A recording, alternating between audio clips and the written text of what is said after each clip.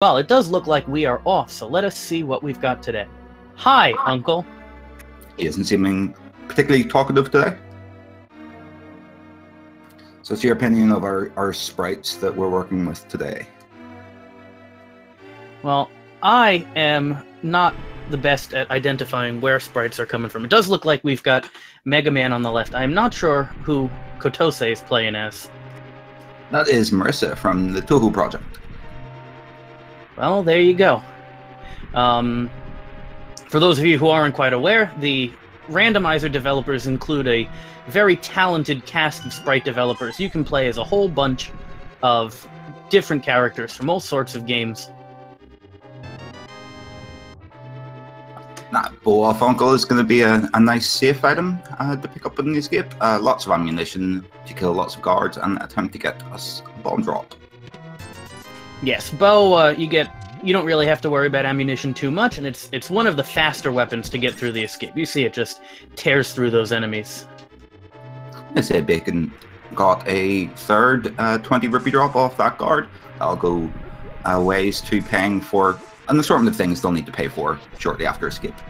Maybe buying bombs, maybe getting the item off the bottle vendor, and eventually a trip to Zora.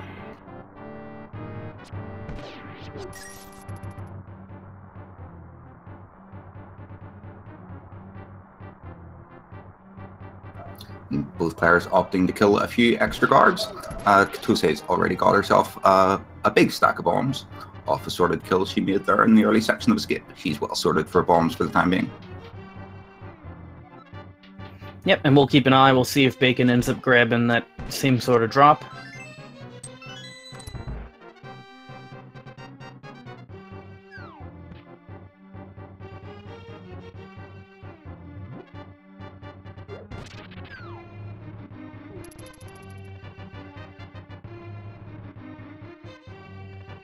Not too much variance in the early section of escape. See maybe 4 arrows into the ball and chain guard, or maybe we'll see some people use pot strats. There's a few more items to pick up before that. Yep. Kotose's already picked up a tiny bit of a lead just through slightly cleaner movement, slightly cleaner combat. You can gain a few frames here and there, and over the course of an hour, hour and a half, 2 hour run, it makes a difference. It definitely does. You can see the map in the vanilla boomerang chest. Means there'll be a total of five more items to get throughout escape, one of which is guaranteed to be a small key. To answer a question in chat, this tournament is being run under the standard randomized weapon rule set. It means that you have to do the escape sequence, but Uncle doesn't have to give you a sword. Oh, before I finish my explanation, we get the glove in Zelda's chest. That's a nice thing to find. Uncle does not have to give you a sword, has to give you one of several different weapons. A sword, a hammer, a bow, a set of 10 bombs, a fire rod, or either the Cane of Burna or the Cane of Samari. And if you get a weapon that uses ammunition or magic, you get a full stack of it to take with you. Yeah, and the sword is actually not quite weighted slightly differently than the other weapons. Your odds of getting a sword from the Uncle are actually rather low compared to the other weapons, simply because if we didn't weight it, there's 4 swords out there, and it would be pretty high chance that it would be a sword. Yeah, and another piece of trivia about the sword. If the Uncle is going to be giving you a sword, you will know right from the get-go, because the Uncle will walk out of the house carrying that sword. Geez, you get a bit of a spoiler there. That doesn't happen very often, however. Today we're going to be working with a bow and gloves for our progression items for the time being. It doesn't unlock too much by themselves, but it does put Zora firmly in the logic. Not that many runners actually pay attention to the logic if they're going to visit Zora.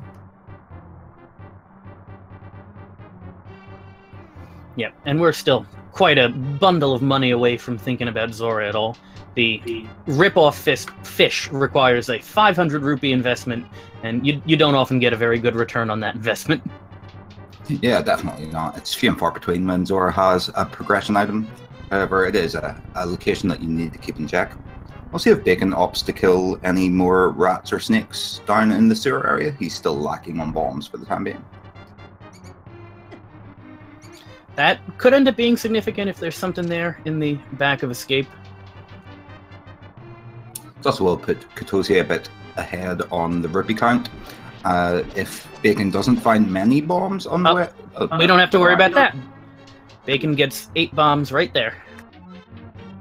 That's extremely useful. That is almost exactly what we need for the early sections of the run to check all of the required locations. We need 1 bomb in the back of Skip here, 3 further bombs in Kakariko, 1 for the mini Moldorm Cave, and then 2 in case we check Sahashala or the Ice Rod Cave.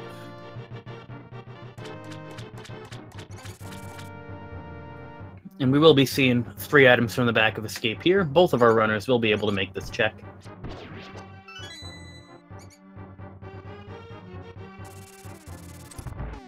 Two heart containers is a nice find early in the run. Yeah, absolutely. Beats dying. I have a final item in the Sanctuary chest, as we've already found the map earlier in the run.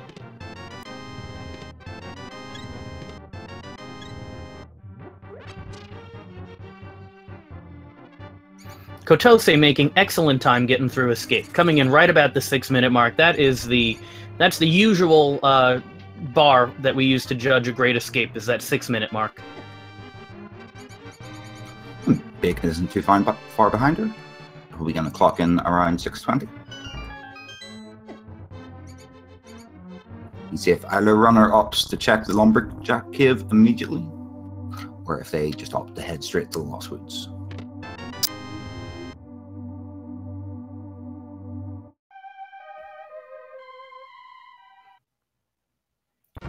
Are we going to see... It looks like Kotose's setting up for tree poles. Gets a bunch of money there. That's a nice thing to find. Doesn't have to worry. When we get to Kakariko, can check the bottle vendor. No problem. Those 20 rupees will definitely come in useful. We need a bare minimum of 100 rupees in Kakariko Village, but the more the merrier.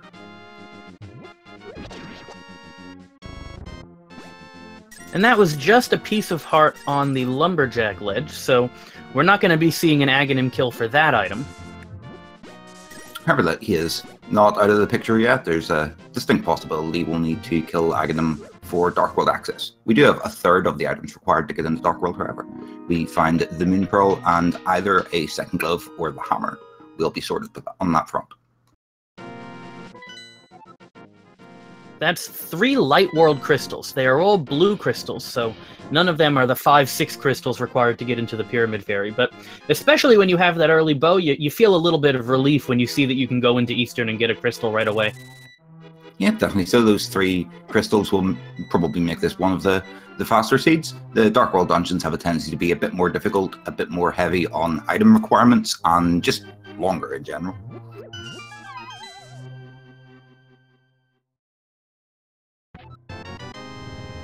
Other than the bow we got and the glove, no sign of progression yet. There's a bunch of chests that will be coming up in Kakariko Village. We'll have 5 in Blind's Hut. We'll have 4 in the bottom of the well, and then a few more, a total of 3 dotted around the village.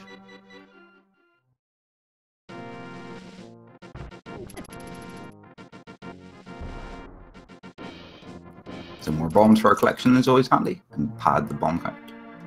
And that magic cape will be useful for safety purposes, and also is part of the logical requirement for the Bumper Cave or Spike Cave. Might see those checkers. We see Kotose picking up another piece of the Dark World puzzle with the Moon Pearl there in the back of Blind. We now have 2/3 of the items required for the Dark World access, so that cape may scare some people into thinking that Aghanim might be coming up, but with 2/3 of the items, I don't think our runners should be too afraid of Aghanim. And even with that cape for Aghanim, we would need to find both the lamp and a single sword to get our way to Aghanim. There's a curtain that some runners have a tendency to forget about that you need to chop down to get to Aghanim himself. Kotose finds the Fisher Price My First Shield in the bottom of the well, and a bunch of money. A bunch of money is always handy. Shields, unfortunately, slightly less so.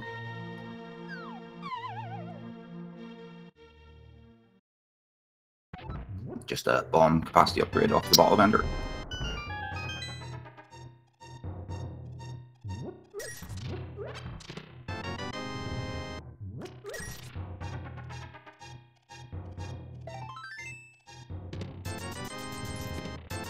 Lots of capacity upgrades in the southern section of Kakariko Village.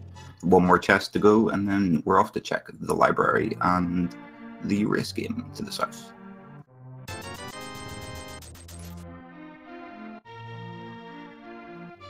Some more bombs to fill up that bomb bag we got from the bottle vendor.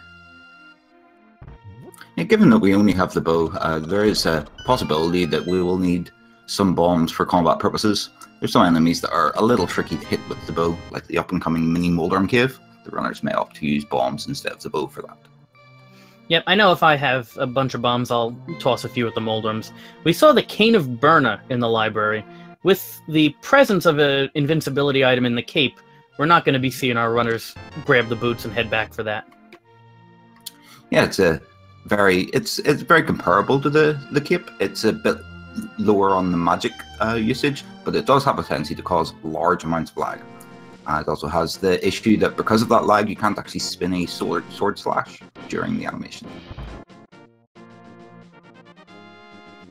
Both of our runners following a very traditional route through the early game, heading to Kakariko, and Kotose is on the way to the South Shore check here.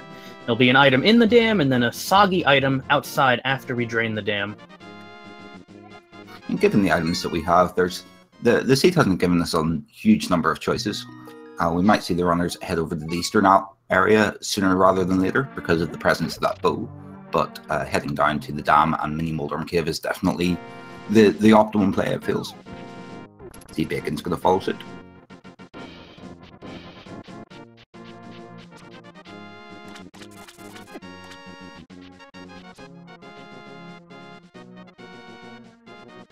And 300 rupees. Soggy 300 rupees is definitely worth picking up. With Zora firmly in the logic, that extra money will go towards buying presumably 20 rupees off Zora. Absolutely. Zora, you always kind of cringe. You spend your money, you gotta hold your breath waiting to see what the fish spits up. We are going to see those 5 items in Mini Moldorm Cave shortly.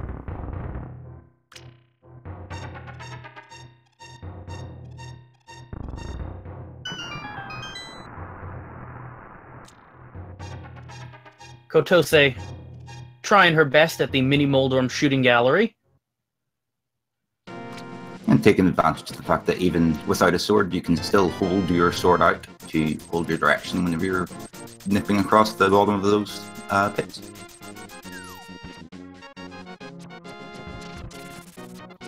There's the lamp from the Mini Moldorm Cave. So, and the Book of Medora. That's some interesting items we have there. That means that we could head in the Desert Palace, potentially. And if, pending what's on the torch in Desert Palace, we might even be able to clear that dungeon. Yep. Depending on the torch, right, we do have full access to Desert. The lamp also makes all of Eastern within the logic. So going to Armos Knights and killing them is a perfectly within the logic play at this point. And see Kotose opting to check the Ice Rod Cave now. This cave it's a little awkward and out of the way to get to. A lot of runners, well, some runners opt to skip it, and some runners like to get it as soon as possible just to keep it one less thing to have to worry about in the future. Kotose playing it very safe with these crabs. She's only down to 1 heart, but even if she had 2, there'd be a problem because those crabs do 2 hearts of damage. Yeah, they're the most dangerous light world enemy as far as raw damage they deal. See Bacon playing it safe with them as well. You find the flippers in the Ice Rock Cave. That's a great find. It's nice to see Bacon's opted not to skip that as well. That puts a few more locations in the Zora area in logic, along with the hobo who lives under the bridge. Yes, with the Zora money firmly in hand and the flippers right here, jumping down, we'll see the probably the Lake Hylia Island check, the hobo, the waterfall cave, and then the Zora check.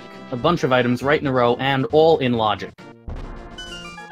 It's nice to see that. We'll see Kotose is going to head up to check the hobo first. I'll see if she's checking Lake Hylia Island, and we find a sword on Lake Hylia Island. It's good to keep in mind. That's a great piece of information to have. You know, we're going to require 2 swords at a bare minimum to finish the seed. And there's one of them.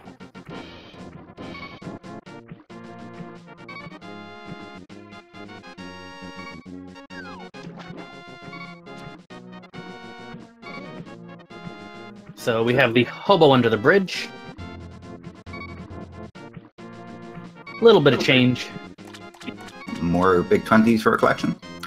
Strictly speaking, even with 621 rupees, we aren't out of the woods yet as far as rupees go. There's a number of places in the Dark World that we'll need money for, so every little counts.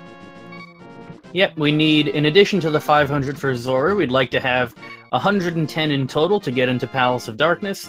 And then we've got the digging game and the chest game. They're each, what, 80 or 100 or something like that? I think they're 100 each. And then there's a potential for 10 for the item off the blacksmith as well. So it all adds up.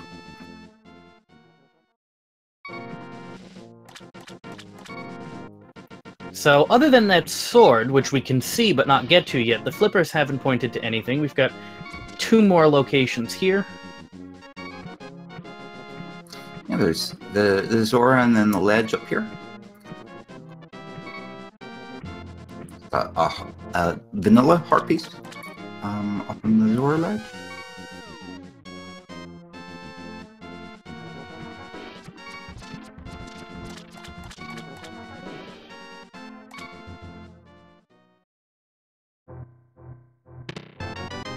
Let's see what the resin ripoff merchant is holding for us today. Nothing good. What a waste of money. But at least with this area checked, the runners know that they won't need to return here in the future. And a few more locations marked off their list. With those flippers so early in the item sequence, you have to wonder if Ice Palace or Swamp Palace might have some important items hidden within them. And those 2 dungeons they're not typically dungeons that you like to go into and look for items. Swamp Palace is extremely long, and Ice Palace doesn't have very many items and is extremely long. We'll see how the runners react to that when we reach Dark World. But first of all, we're going to head to the Eastern Palace area, which has 6 items and a crystal, all in logic.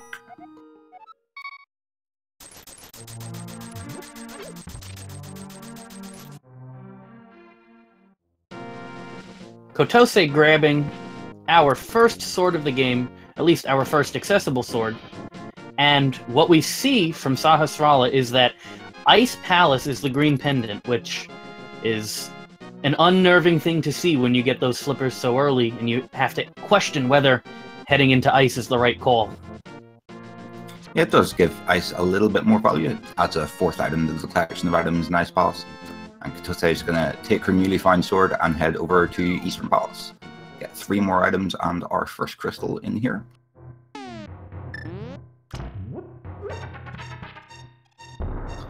We still have, to answer some aghanim hope or concern in chat, we still have a lot that we can look at before we go to Aga. With the book, we have access into desert, and while you're in desert, you can check Agina. With the lamp, it's logical to climb up Death Mountain and see what's inside Spectacle Rock and at the Old Man. Yeah, and there's a lot of items. You now have a shovel spot to check as well. There's lots of items. We're looking for either the hammer or a second pair of gloves to access Dark World. As far as Aghanim is concerned, we have all of the equipment we needed to get in there, but I suspect the runners won't make that play until they've exhausted all of our options.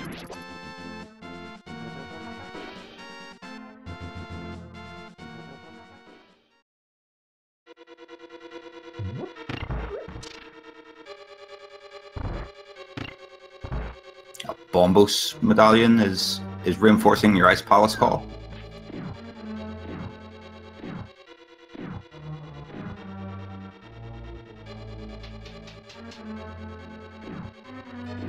So we're really seeing exactly the same plays on both sides here. Just Kotose with slightly neater movement, gaining a tiny bit of a lead here into Eastern.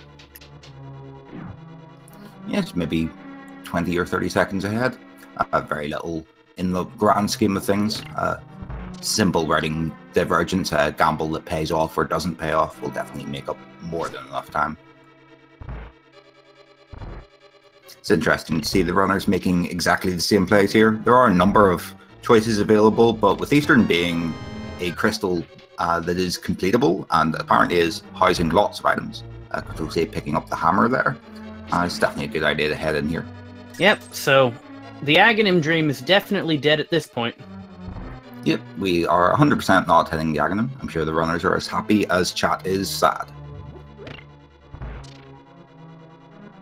Hammer also, it unlocks a few locations in the Dark World. It's a very useful item to have. It does mean that if we opt to do it, Past Darkness is completely completable. Bacon loses a couple of seconds there, failing the skeleton trick in that room in Eastern. If you move relatively precisely, you can force 2 of the skeletons to spawn on invalid places and therefore not spawn at all. Kotose got that trick, and Bacon did not, so Kotose adding on a few seconds to her lead. It's an interesting trick to get. It's exactly the same every time, so with a little bit of practice you can definitely get it down.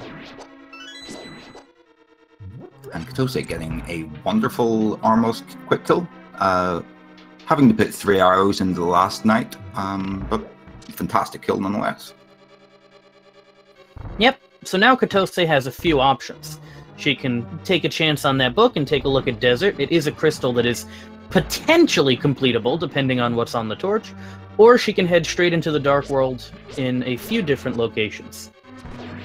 Yeah, our choices, we could go in at the Village of Outcasts, which has a bunch of items in the village itself, and then Thieves Town is completable. We could head into Skullwoods, get a couple of items there if we were that way inclined. We could head over to the Palace of Darkness or Hype Cave area and get a bunch of items there. And it's looking like Hype Cave is going to be the plan of attack for Kotose.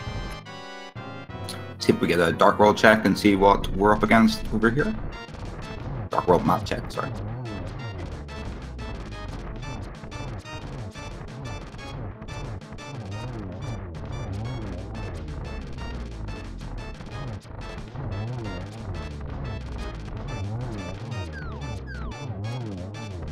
Bacon gets his first crystal of the game. And Kotose grabs a full heart, a master sword, a mirror, another full heart, and 300 rupees from Hype Cave. I think that's moderately hype. Yeah, that's like 9 out of 10 at least. So and that actually means that the Tempered Sword is available right now. Kotose can go and grab the Tempered Sword with the mirror right away. We see our 2 boring pendants are in Skullwoods and Turtle Rock. Always nice to see Turtle Rock as a pendant. And our 5-6 crystals are in Palace of Darkness and Swamp Palace, I think that was. This is an interesting gamble on Kotose's side. Heading into Swamp Palace, I imagine, right away. Oh, maybe not. Maybe reconsidering.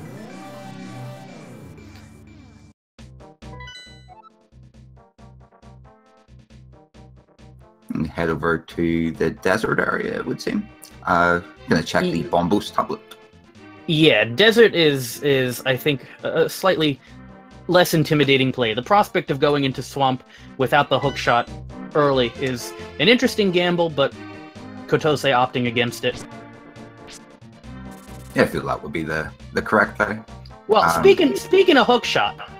Yeah, that Swamp Palace play might be looking a bit better now.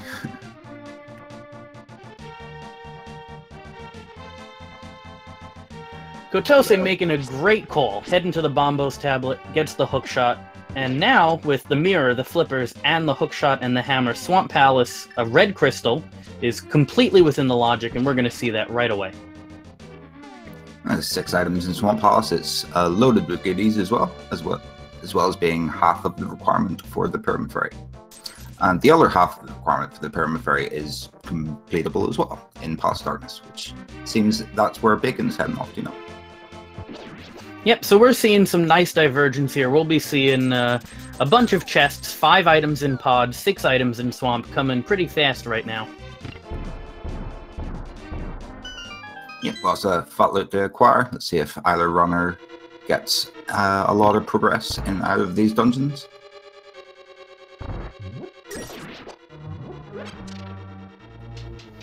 It's a conventional wisdom in the rando community that people hate going into swamp, but when you have access to it so early in the seed with so many items to go, it's really not all that bad to head into swamp and do a full clear. Yeah, especially with the kind of stroke of luck that Kotose had with the Bombos tablet there. I think it's a pretty good call for her to head into Swamp Palace. Bacon isn't aware of where the mirror or hookshot is. He isn't even vaguely thinking about Swamp. Yeah, Bacon skipping out on Hype Cave is going to have a slower time in pod. The mirror really helps out in this dungeon.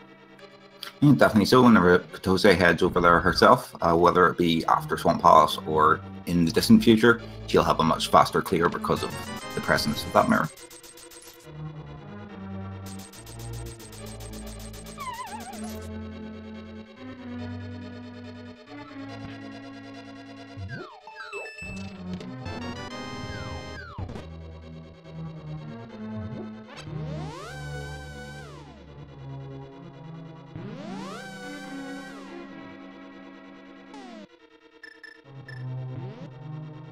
It's interesting to see both of the runners putting such a large focus on those 5-6 crystals. Kotose seems a slightly more reasonable, as she knows she can complete both of them. I think Bacon headed into Palace of Darkness primarily because he was in Eastern already, and Palace of Darkness is pretty close. Yep, and with the lamp, the hammer, and the bow, Palace of Darkness is a logical full clear. So, and it gives a crystal, so might as well. Yeah, seems like a fair play. Interesting that Kotose did not to pick up her tempered sword before she headed in here, but and she's opting to skip the left side. Interesting to see if that stays the course. A lot of runners have a tendency to go right down to the back and kill Argus, and then make the choice about whether to make the left side gamble whenever they know exactly how many items are over there. There's the potential that there's 2 items over on the left side. I believe Kotose has already grabbed the map, so we know there's going to be at least 1 item there. Very true. With the big key placement as well, sometimes the runners end up walking out of most of the dungeon already. See her picking up the big key there. Picks up the big key. Yep. Go ahead. If she opts to not head back immediately for the big chest, which she isn't doing, it's almost certain that she'll just head back in after she kills Argus. Yep, that makes sense. But Kotose does deprive us of the opportunity to see that glitch staircase there in Swamp Palace. If you head up that staircase, it tends to disagree with you and pull you back down. I don't know why that happens, but it does. It is a little annoying. You get to see the transition between the 2 floors far too many times. I see Bacon's making his way into the slightly more lucrative section of Palace of Darkness. I say as he finds a key. 2 keys. Chad is making a good point that if Kotose had taken the detour, she could have gotten the Tempered Sword. These puffballs go down in 1 Tempered Sword hit, as opposed to 2 Master Sword hits. It might have made a little bit of a difference, but I don't know if it would have saved enough time to make it worth it for this trip. Yeah, you can get the Tempered Sword very fast after Swamp Palace. However, it does make getting back to Swamp Palace a little more complicated. You should need to swim right up to the Dark World Hobo section, and then walk all the way back down to Swamp Palace. I think she might be opting to, after Swamp Palace, grab the Tempered Sword and then head up that section to the Palace of Darkness area and get her second 5-6 crystal.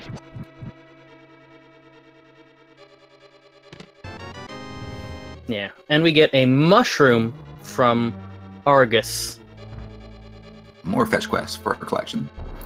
Got that shovel in the back from Eastern as well, which we have not cashed in yet.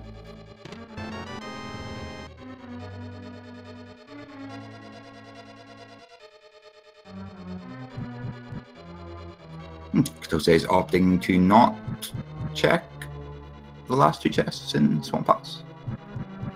Interesting gamble. We will see if Bacon taking, by the way, an intentional death there, does not have the mirror which was in Hype Cave, so takes a death to get back to the beginning of Pod. Yeah, it's a pretty fast death, given his 6 hearts and green meal. Significantly faster than walking out of the Dark Muse.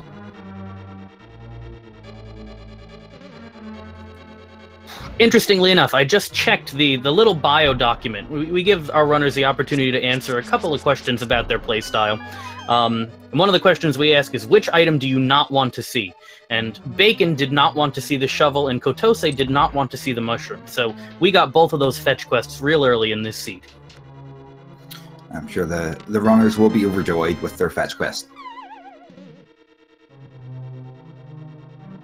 Nothing of massive interest in Paths of Darkness so far. See Bacon making his way over to grabbing the last few chests and heading himself over to Helmsor. So, half an hour in, we see 2 crystals already on Kotose's side. Bacon just about to get his second crystal, a different crystal from the one Kotose got second. This is shaping up to be a jet seed, but we've still got some unknowns. Yeah, there's the potential that we'll require a medallion that's not bumbled to access Misery Mire. And we'll probably need the Fire Rod. I think it's logically required for Ganon's Tower no matter what. And, oh, we'll need it for Skullwoods. Come to think of it. Oh, no, we won't need it for Skullwoods. Yep, we might do without the Fire Rod. The Fire Rod is logically required for the right side of Ganon's Tower, if the key is on the right side there. I don't know if it's logically required elsewhere. Not sure. And by the same token, the Cane of Samaria is only required for the right side as well. Which is yes, but in this seed we will definitely have the Cane of Samaria before Ganon's Tower because we need it to finish Misery Mire. Of course we do. See Bacon heading off to Helmsor King, get his second crystal.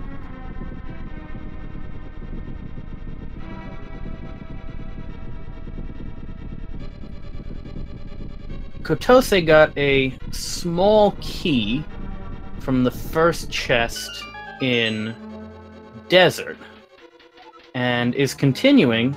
I wasn't paying close enough attention to see if we were boot locked.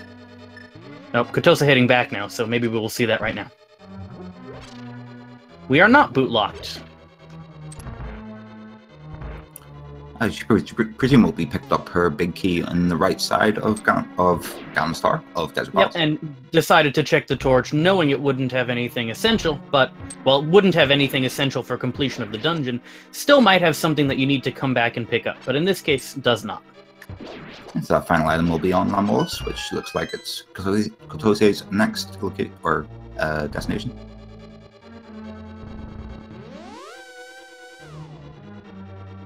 Bacon's about to take on the Helmsor King. She'd make short work of him with that hammer and the bow and arrow. It's only got 5 arrows, however.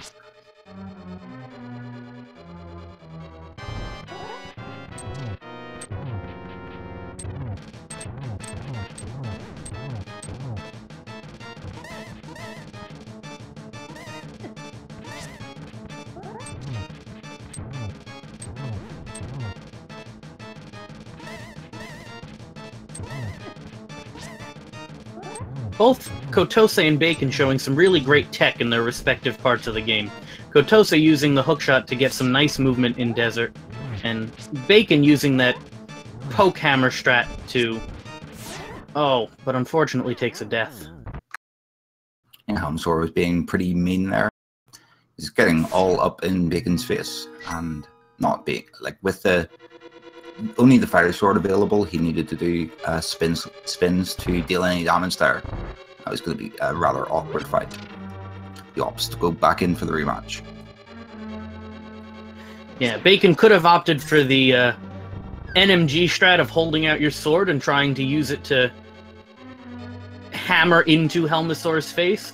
It's risky, but the hammer does tempered sword damage, so you only need 4 hammers, but does not do that.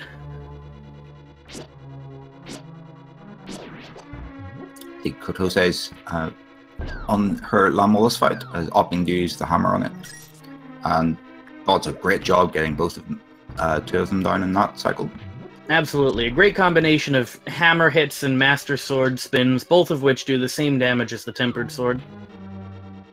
Just a piece of heart off Lamolus, but she gets her third crystal. Kotose with her third crystal, just over 35 minutes. You could still have another dungeon that we can complete as well in the shape of Palace of Darkness, but I suppose we can complete Thieves' Town as well. The final two dungeons are slightly more locked, however.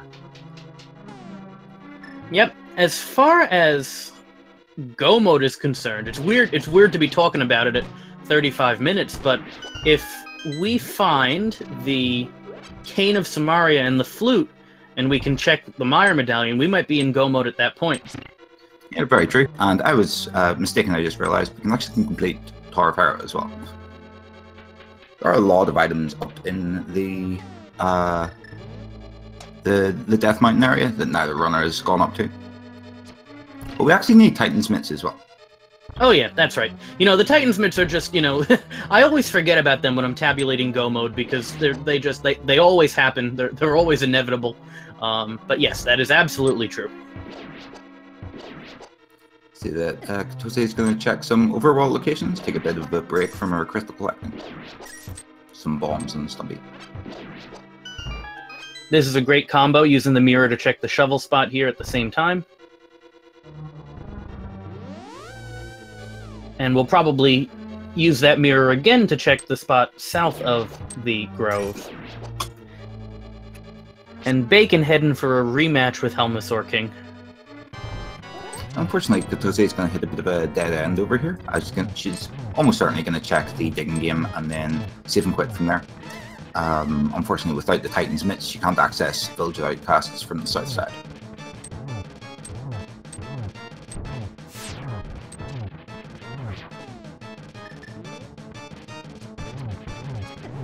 Bacon opting for the arrows. Oh, but takes a fireball in the back. That was a very mean Helmstorm movement there. He just moved straight towards Bacon there. He did not enjoy getting shot by arrows.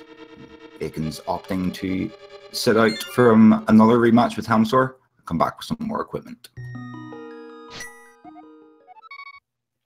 Digging game, nothing but a 5-arrow quiver expansion.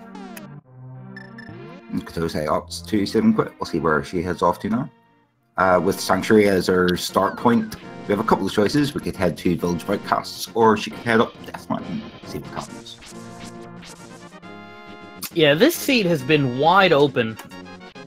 It's impressive how many options our runners have.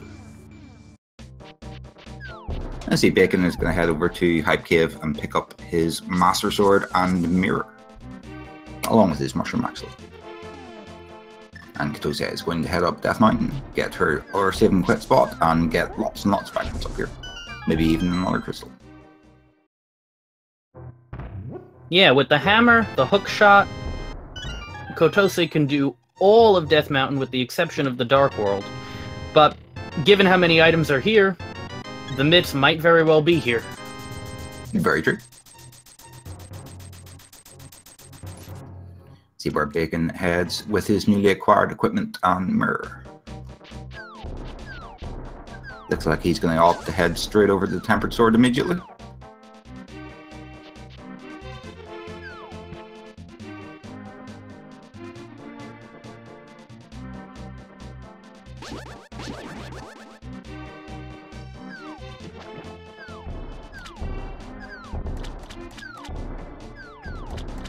That's a great feeling when you pick up that Tempered Sword. Every runner will appreciate the Tempered Sword. Nobody will ever feel disappointed when that Tempered Sword shows up. Definitely so. He's probably thinking that his opponent has easy access to it as well. Little does he know that Kotose opted to skip that Tempered Sword for the time being. She finds nothing at all in Spectacle Rock, and is now going to head up to the Tower of Hera, by those things.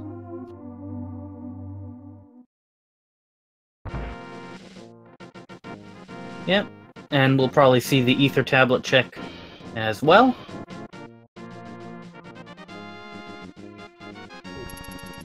First tablet worked out for Kotose, so we'll see what's on the second one.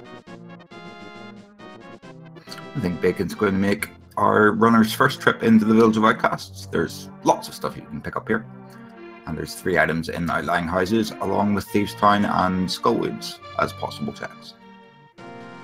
To answer a question in chat, the 3 swords we know of so far are in Sahasrala's Closet, in Hype Cave, and on Lake Hylia Island.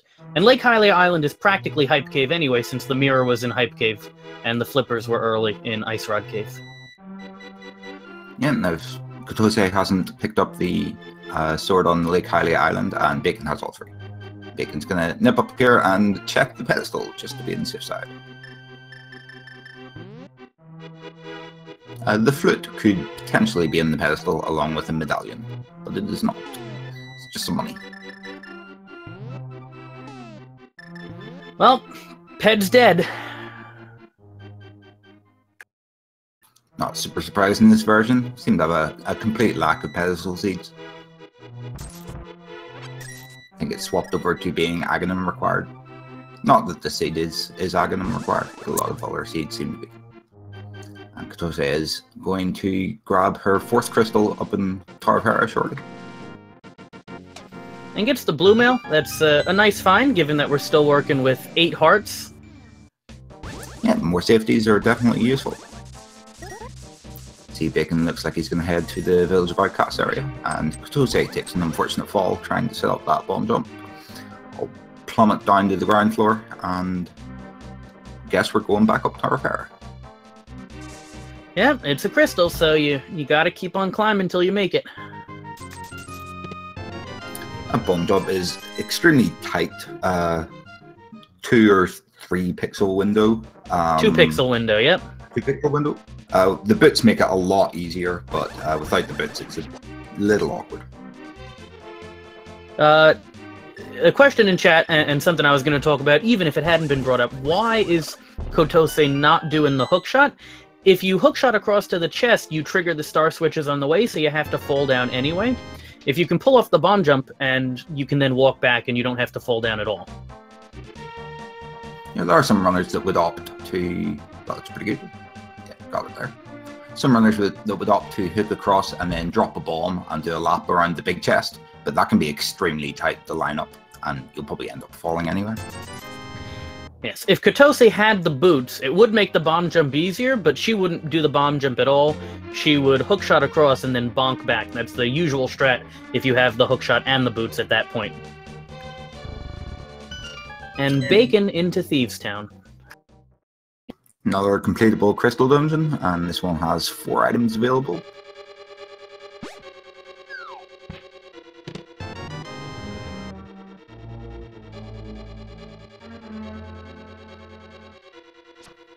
Kotose tried for the bumper skip. You can walk past that bumper in the hole very carefully or dash past him, but has a bit of bad luck there. It's another very tight trick. It saves a small amount of time and punishes a large amount of time if you fail it. Tower of Hera seems to be filled with that kind of trick. Kotose doing a great job hanging on there. Does not take a Moldorm fall right yet. Oh, wow!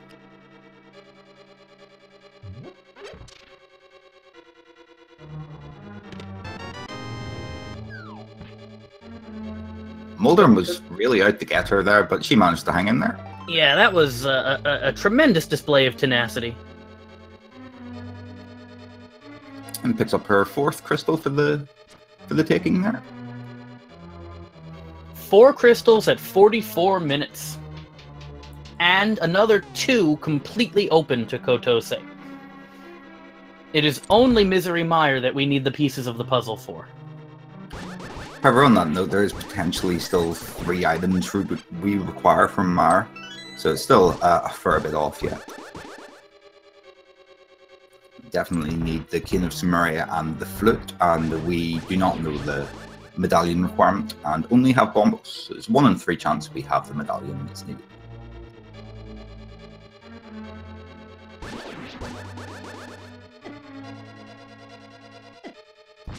Kotose's opted not to take a coffee break in the basement of Tower of Hera.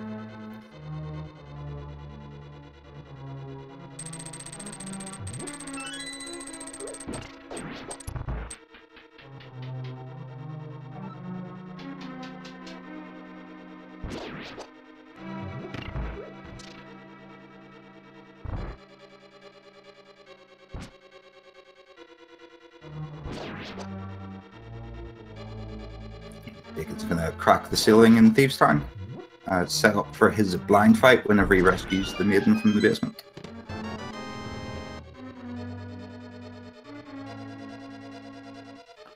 Kotose pulls the map from the basement of Hera and realizes that she miscounted her items. It's always horrible whenever that happens, but it's better to double check and waste some time than forget an item that is necessary. Yeah, that's a particularly rough one, though. That basement room, you have to burn a lot of time with those tiles. And you saw she put out a few frustration slashes. Up to grab an item here in Spiral Cave, and then there's 6 items in Paradox Cave on the lower level of Death Mountain here.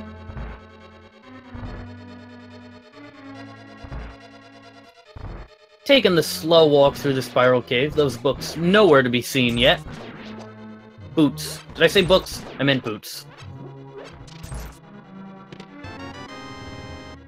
There's that Fire Rod in Thieves' Town. It's not a 100% required item, but it's definitely a useful item. It's good to use as a weapon, and also might give us access to one of 2 different pendant dungeons. Kotose found our seed's first bottle after that walk through Spiral Cave. That bottle has a bee in it. Always useful. And that'll let us check the item as the sick kid. See Bacon warming up for his blind fight here. Bacon off to a decent start, setting up the scripted fight. A little off script at this point. So entering phase 2, or the last phase before he goes to the bottom of the screen, is the general aim there. Takes a death there. Takes a death, perhaps forgot he had the cape available to him. And a full magic bar. A touch unfortunate. I see him gonna head back in for a rematch with Blind.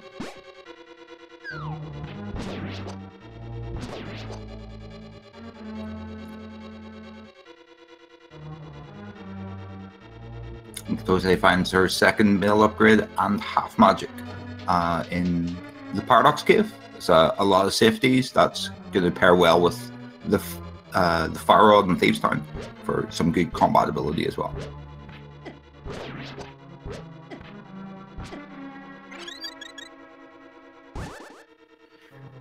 I imagine with Kotose entering the Dark World down here, she's going to be heading to Palace of Darkness, I would have to imagine.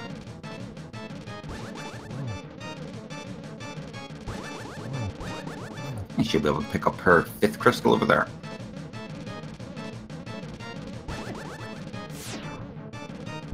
Still opting Bacon, cape.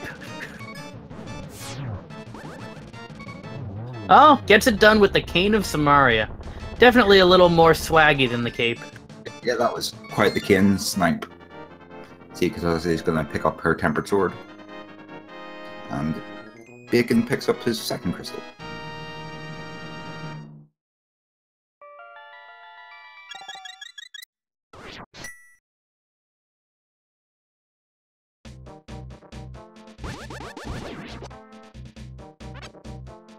This is some really nice routing on Kotose's part. It's going to head down, get the Tempered Sword, swim up here, and be right on the way to Pod.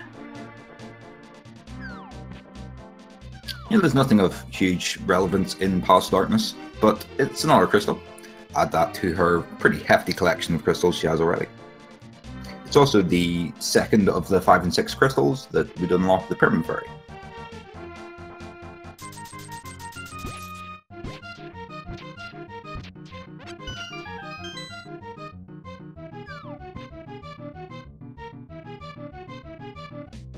At this stage, we're running a little low on locations that haven't been checked by either player.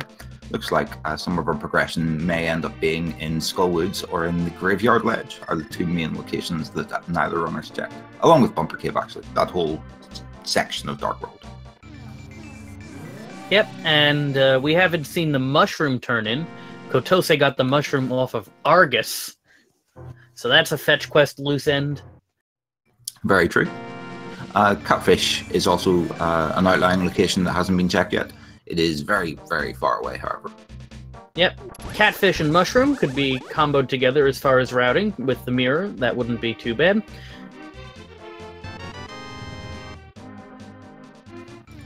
Bacon's going to check Stumpy and the shovel spot at the same time as Kotose did earlier.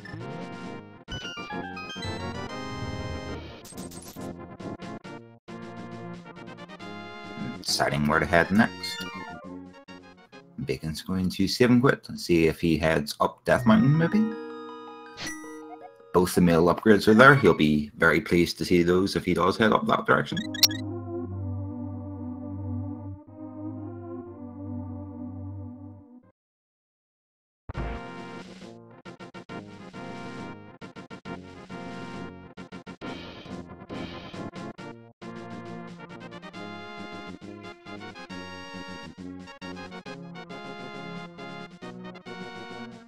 Looks like Death Mountain is the play that Bacon's going to make.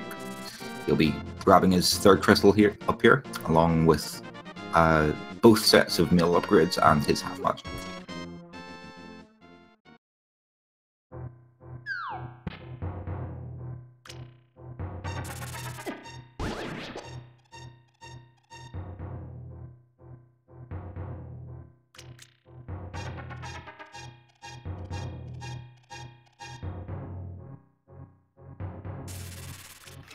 So, for a few minutes now, both of our runners are going to be doing some stuff that we've already seen on the other screen. So, it's a good opportunity to remind you that these two are doing a pretty great job with a pretty fast seed, keeping the action coming on both sides. So, why don't you give the two of them a follow? I'm sure they'd both really appreciate it.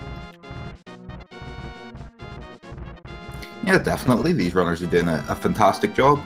Kotose's showing some fantastic skill here, clearing out lots and lots of dungeons. Bacon's routing is keeping up as well. He's heading up to Death Mountain to pick up a big stack of loot up here as well.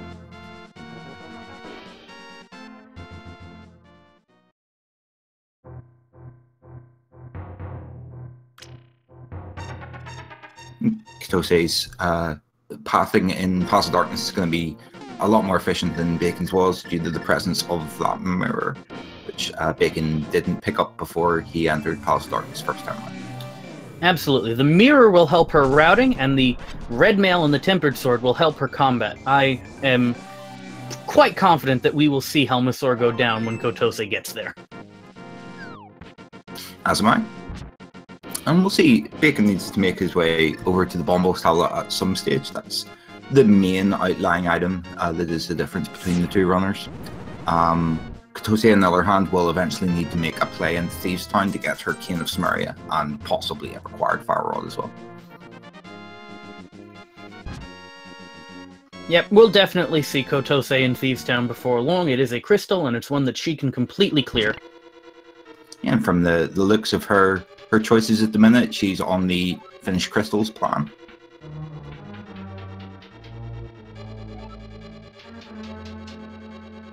That was our second item in Tower of Hera, was in the left-hand side. That's the item that Kotose forgot she picked up, because she probably didn't pick it up.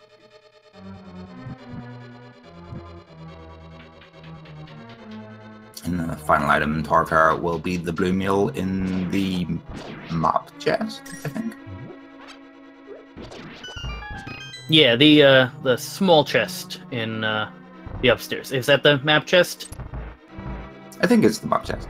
It's been so long since I played Vanilla. And it's not like NMG runners actually open that chest.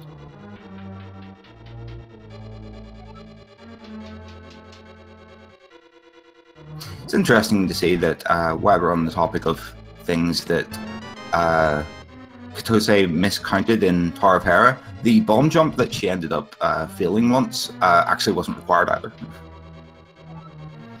So, Kotose might feel a little behind, a little tilted. I don't know. Given how beautiful the routing has been so far, how quick these dungeons have been coming, you have to imagine that she still feels really good about where she's been.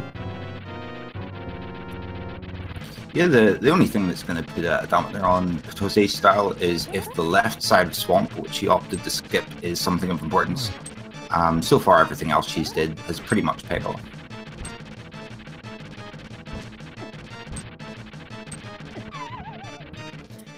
Mulderm really didn't want to fight there. Decided to just kick Bacon off the edge.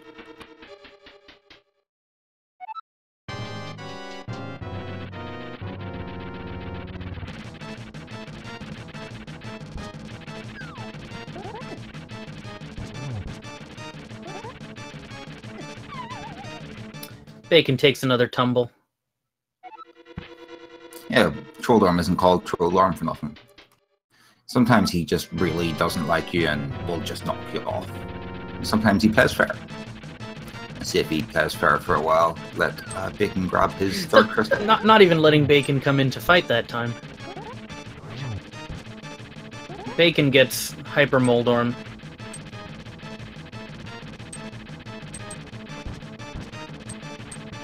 Oh, nicely done. It's interesting to see that when you're holding out your sword like that, if you keep the directional pad faced towards land, you'll almost certainly not fall off those holes there. For whatever reason, Link just holds on for dear life.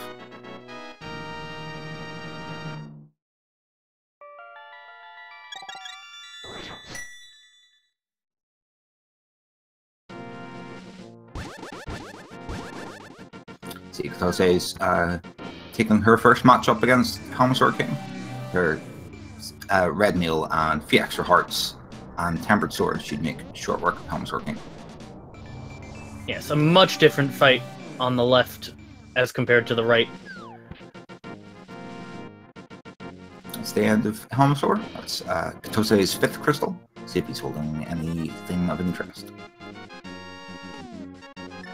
Just the hearts.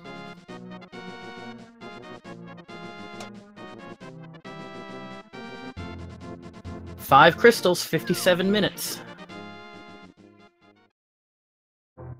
Yeah, she's well on her way to Galen's Tower. However, there are still three, maybe 4 outlying items. All required to get in the Mystery Mart.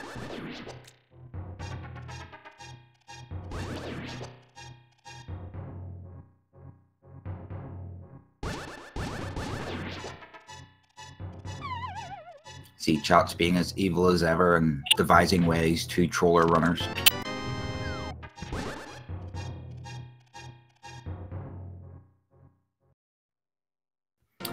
Well, that's what chat is there for, isn't it?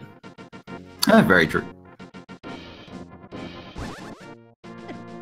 Kotose is going to take advantage of the fact that she's did both of the 5 and 6 crystals and pick up her big bomb and take it to the pyramid. Maybe check the item on the pyramid and or catfish while she's in that area. Yep, and if she feels like it, she can take a quick mirror over to the light world on the way to catfish and turn in the mushroom. Some runners will hold on to the mushroom until they get the Cane of Samaria, hoping to do the fake powder glitch. Check the magic bat without finding the powder.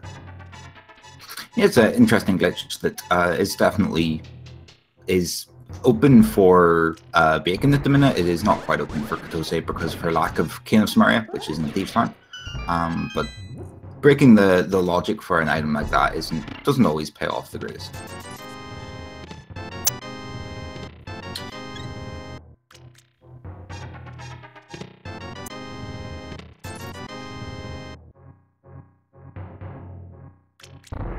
Bacon's drastically increased his combat ability with the Death Mountain trip there.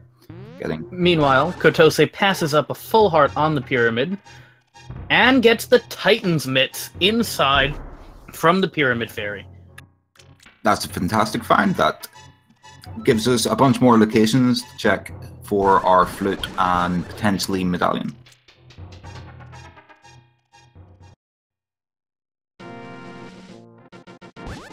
Also gives us access to a few more dungeons. We can now delve into Ice Palace if we're that way inclined. Yep, Ice Palace in its entirety is now within logic. And with that very early bombos, and it's interesting to see Ice Palace open at this stage. Seed may be pointing us in that direction. Bacon's going to opt to check an item that Kotose didn't check whenever she's up here, and that's the Spike Cave.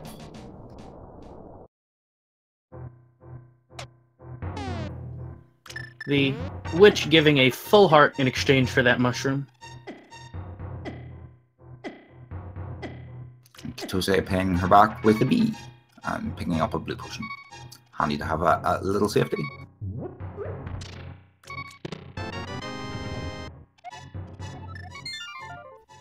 Bacon makes the long trip through Spike Cave and only has the inferior boomerang to show for it. And the light meringue is never something you want to see in a run, especially not in the Spike Cave after such a long trek through it to get to it.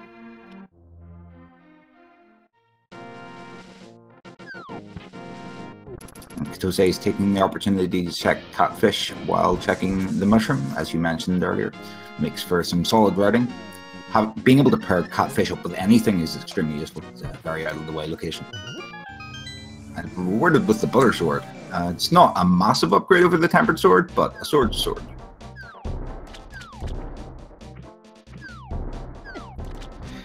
Chat pointing out that Bacon needs to, quote, stumble into something required. If Bacon is on the way to Bombo's tablet, that's exactly what he's going to do. Yeah, you'll find the hook shot over here, which might lead him into Swamp Palace. There's also the possibility that after completing Swamp Palace, if he's that way inclined, he'll head over to Palace of Darkness to clean it up to get access to his Pyramid Fairy. See, Kotose looks like she's finally heading into Village of Outcasts. There's a bunch of items in Thieves' Town along with the crystal.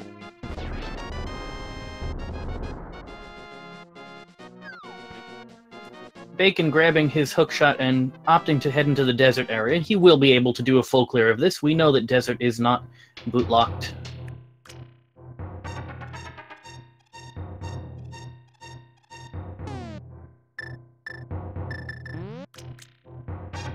Looks like Kotose is going to check the main hub of Village of Outcasts first, with those Titan Mitts in her midst. Yeah, sure, we'll go with that. Titan Mitts in her midst. She'll be able to check a few more locations as well, like take the Blacksmith home, and maybe check the Purple Chest. Yep, Blacksmith, Purple Chest, Hammer Pegs with the mirror. That is a nice set of things to check. And first she's going to opt to do Thieves' Town and get her Keen of Samaria and Fire Rod along with her 6th crystal.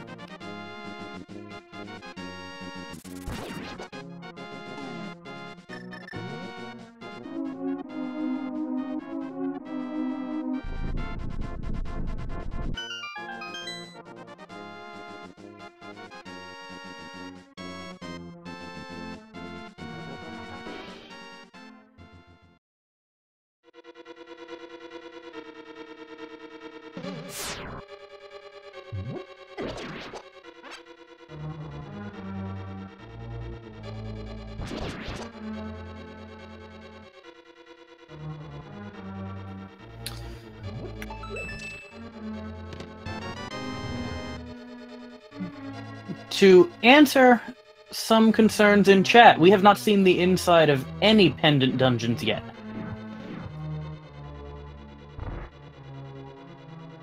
Yeah, there's a number of outlying locations left. We have access to all 3 pendant dungeons, maybe not the boss of Turtle Rock, but there's lots of locations available for this flute, which is still AWOL. Yeah, Kotose with the Titan's Mitts has access to Dark Death Mountain. May very well have access to Turtle Rock, depends on the medallions. Very true. It's not necessarily guaranteed.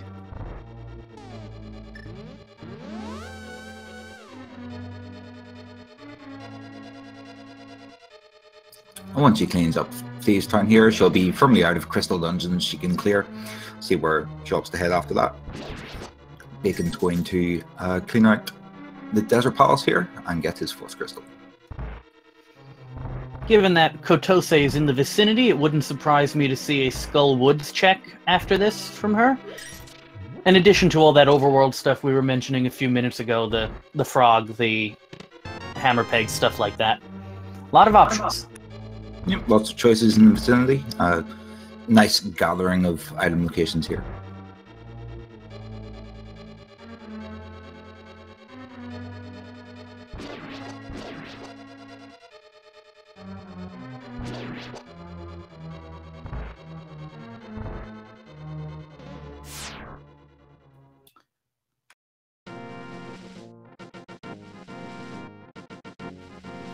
Pedestal has indeed been checked. Pedestal is a rupee hoard, which the pedestal is happy about. Pedestal says, a rupee hoard, yeah, but I think our runners are happy to know that that pedestal is not required.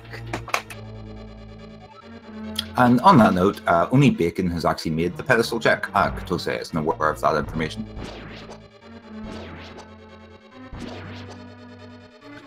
That's another thing that might push her slightly towards a Skull Woods check. With the mirror in hand, that's a relatively quick move into the pedestal check. And especially now that she has that fire rod and she knows that if there are items in the back of Skull Woods, they are now accessible to her. Yeah, and with Skull Woods being... No, Skull Woods is the red pendant. Ice Palace is the green pendant. That's what it is. It's confusing myself.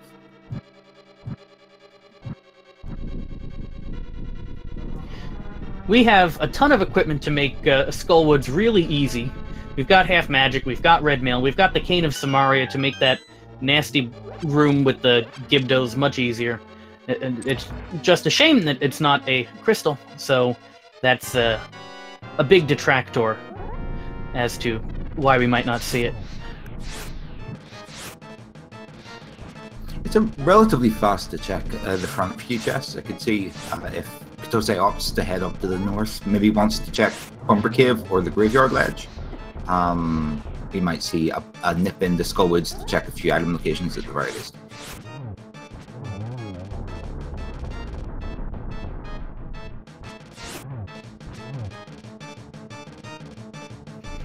We see Kotose finish offline just as Bacon finishes off Landmolas.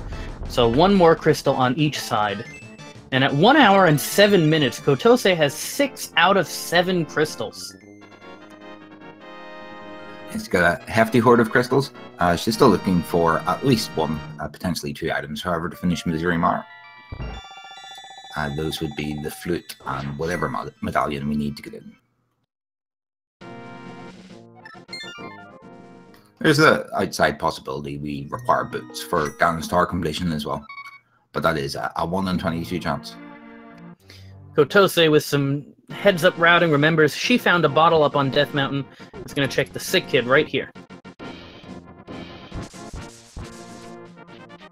It's just a piece of heart, unfortunately, but at least she knows. Knowing is 3/4 of the battle in Rando.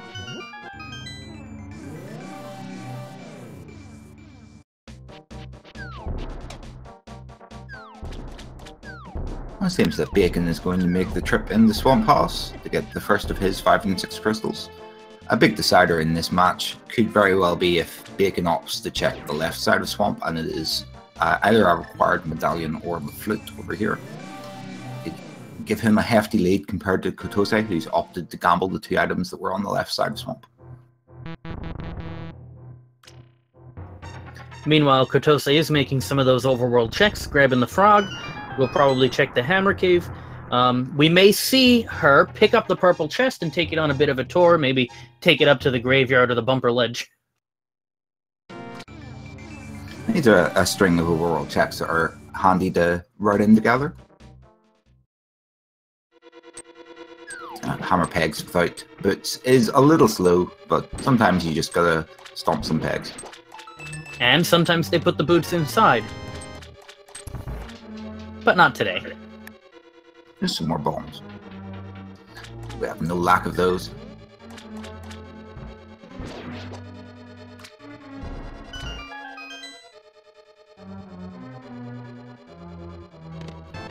Kotose can't actually fake powder here. Kotose has already turned in the mushroom and gotten a piece of heart. So, yep. It's unfortunate, but without the logical... without the magic powder, it would be out of logic to do it. I don't think it really matters a lot at this stage, however. if she finds the map. She can access pretty much everything except Mire. Yeah, well, you know, there is the potential troll of like the flute being on Magic Bat and the powder being in a pendant dungeon. Very true. Be interesting if that happens, and maybe Bacon opts to not hand in his mushroom when he finds it. Speaking of which, where was the mushroom? I can't remember. The mushroom was on Argus. Ah, so Bacon will be picking up his mushroom fairly shortly. And he, already having the cane, will be able to do the fake powder if he chooses. Interesting to see if Bacon opts to do left side of swamp here. I could see him doing it. It's slightly more conventional and safer play. It was actually surprisingly interesting to see Kotose opt to not do that. And we see Kotose diving into Skullwoods after her blacksmith check there. And the 2 items in Skullwoods are, right off the bat, first 2 chests, 5 arrows, 100 rupees. And not only does that mean that there's nothing of interest in Skullwoods, it also means that we have to go through this dumb room over here to get out. Yep. And it means that, as far as the logic is concerned, we got that fire rod, we haven't found a use for it yet. Not that we need to, but it's sitting in our inventories. It's just taking up space at the minute. It was fairly useful for Bacon's fight against Lamolus there, but that's not a particularly required use for it. Kotose is going to try and retrieve her purple chest. And I'm imagining we're going to see her check the bumper ledge, and then head on to the graveyard cave, and after that, probably save and quit to Link's house to turn in that chest. You want to see Bacon making the play in left side of swamp. See if Kotose's gamble pays off or not. This is a location, two items over in this area that Kotose will almost certainly not come back for until she absolutely has to. If you make a play like skipping left side of swamp, you need to stick to your play for as long as possible.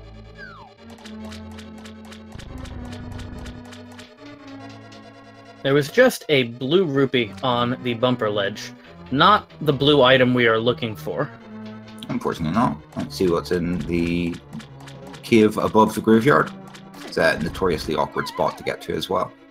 And here's left side swamp from Bacon.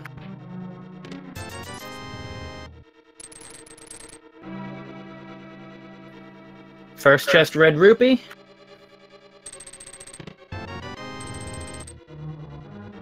And while we're on the subject of the 2 items she left behind, the big key, which is in the back of Swamp Palace, Kotose also didn't return to hand in, so there is still a second item that she skipped out on. Yep, so Kotose is not out of the proverbial woods yet. She's out of Skullwoods, but she's not out of the proverbial woods if Bacon chooses to check that big chest and find something.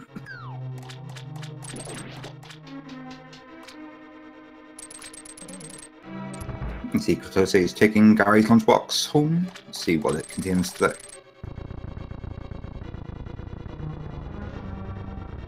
Another bottle. This one's has some blue goo in it already. Handy.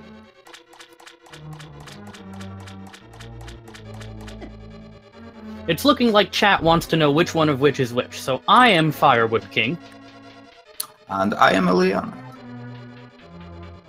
Chat's asking which one has the warm and cozy voice, so that's probably you, Ileana. Irish accent does that occasionally.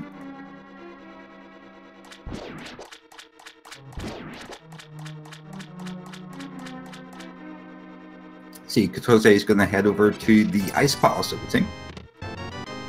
It's another pendant dungeon that will need completed. Lots of items in here, with that green pendant even more. And Steve Bacon showing off that glitched staircase you were talking about earlier. I think if you have the boots, you can dash straight out of the stairs without... I don't know the details of how you avoid that. But here's the big chest. This is the last thing. And it was nothing. Kotose's rather hefty gamble in Swamp Palace ends up paying off. assuming she doesn't have a bit of a panic and head back into Swamp Palace.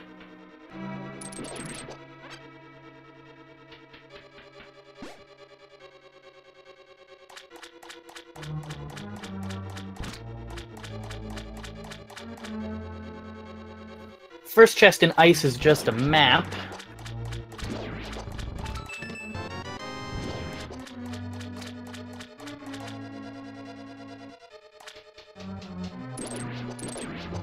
Bacon's going to head over to Argus and pick up his 5th crystal and his mushroom.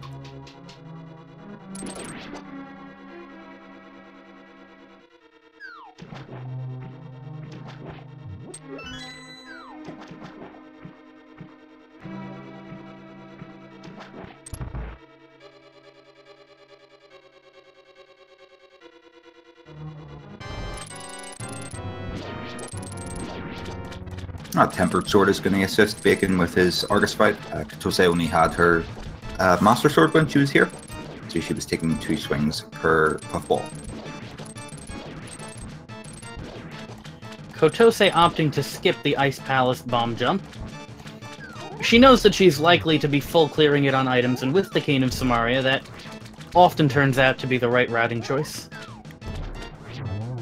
It does make a massive amount of difference. Sometimes it can be better, sometimes it can be worse, sometimes it doesn't matter, and it saves time to just not do it. Definitely, if maybe you aren't quite as confident with that bomb jump, it's definitely worthwhile to skip it. Kotose continuing to show masterful use of the hookshot. Uses the hookshot to get down that really nasty staircase in the firebar room. Yeah, she seems very well practiced with that. The big key being where it was very useful as well. Be able to use another hookshot trick. A trick taking advantage of the fact that when those little blocks are moving, they don't exist for whatever reason, and you can hook right past them. I imagine Bacon is on the way to get revenge on the Helmasaur King. Yeah, he'll have his eye on that 5/6 crystal, or 5/6 pyramid fairy item, shall I say, which is the Titan's Mitts.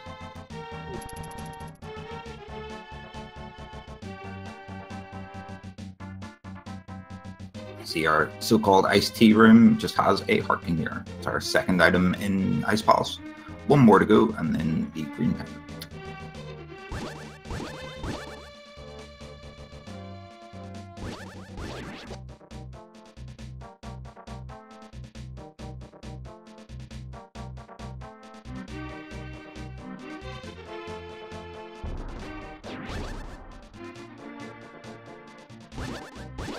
So it's a fun room to navigate. See how many times you have to use the hook shot before you actually hook across there and stop killing jellyfish. Yep. A room that also has a nifty bomb jump that we don't have to see today because Kotose and Bacon both got the hook shot from the Bombos tablet.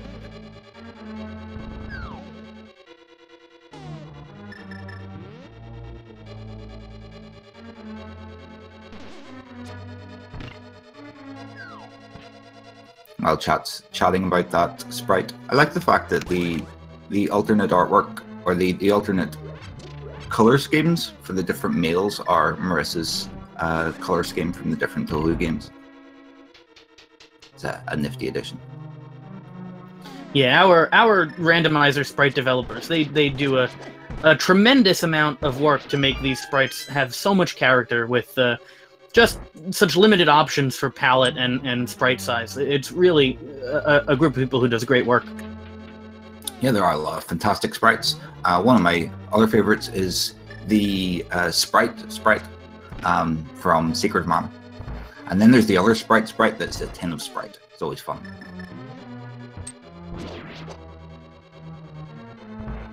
Yeah, there's a sprite for everyone.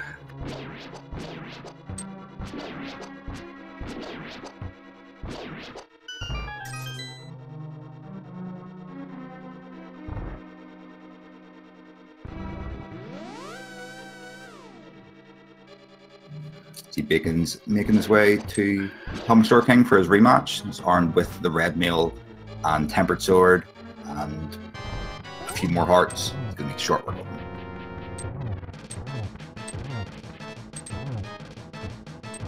And Kotose going to be heading into a boss fight of her own, with only 3 hearts, but a couple of blue potions. I believe she bought one and found one. Yeah, I believe you're correct.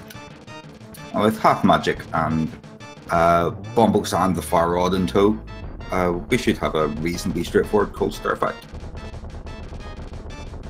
Bacon gets his revenge on the Helmsor King, gets his piece of heart, and his second 5/6 crystal, his 5th crystal in total, 6th crystal in total.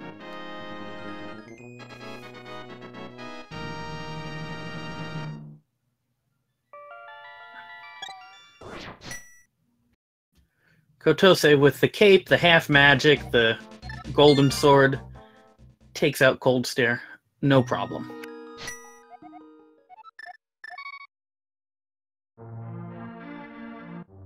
Picks up her green pendant. Another handy addition for Mouse Palace, adds a little more value. See if it's anything worthy of mention.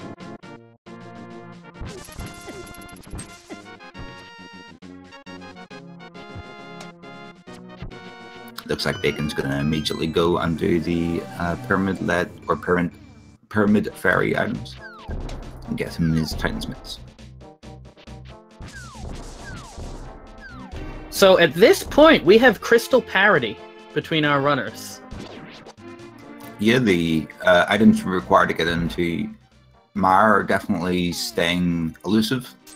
And with Kotose having now dipped into 2 pendant dungeons, it'll be interesting to see if Bacon opts to check overworld locations instead. Maybe get himself caught up a little. Yeah. Assuming this pendant doesn't just have the flute, in which case Bacon maybe in a little bit of Bacon. No flute here. So the main section of the overworld that I feel that the guys need to check at some stage is going to be Dark Death Mountain. There's a lot of items available up there that neither runners checked.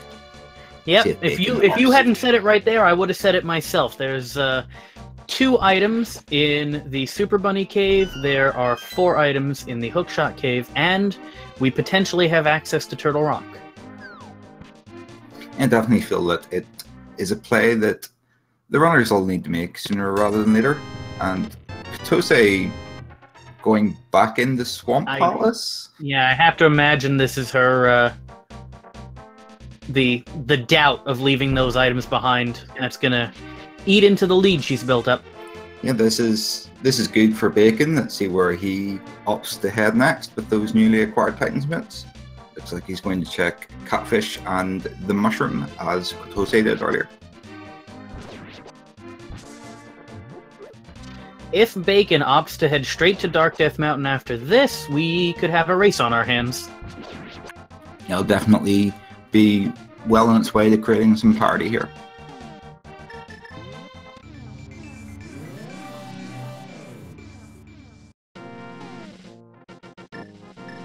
I believe the runners checked the floating island when they were in the Light Death Mountain.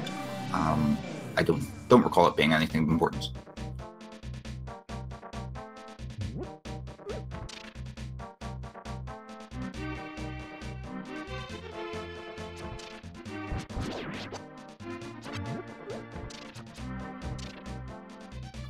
Kotose is going to be a little disappointed whenever she checks these 2 locations that she skipped. I think they were both big 20s. Yeah, something like that. It's a horrible feeling that you get a lot whenever you're playing Randomizer is you make a choice, you make a gamble like this. You don't do the left side of Swamp, for instance, in this case. And from then onwards, you're constantly thinking to yourself, what if that gamble was wrong? What if I should have went to the left side of Swamp? And a lot of players will find themselves eventually succumbing to the need to go and check that gamble. And as chat's pointing out, committing to your gambles, I feel is an important skill to develop as a randomizer runner.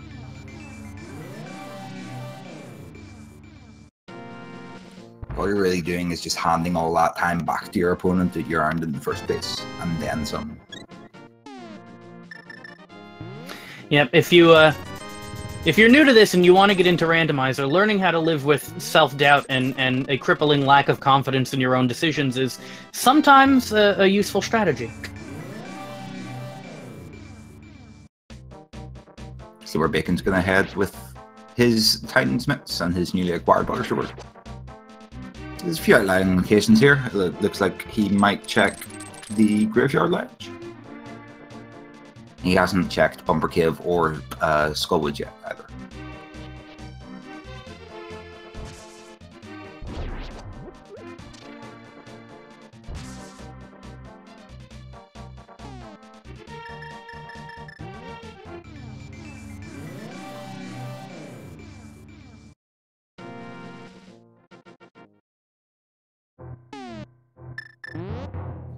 And Kotose almost certainly has to head up to Dark Death Mountain at this stage. Looks like where she's off to.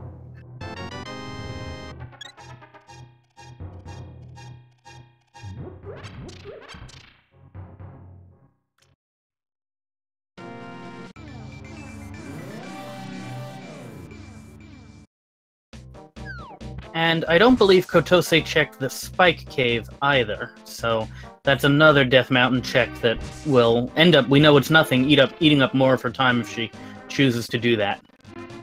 The Great Equalizer, checking locations your opponent's already checked. Looks like she's going to do that first of all.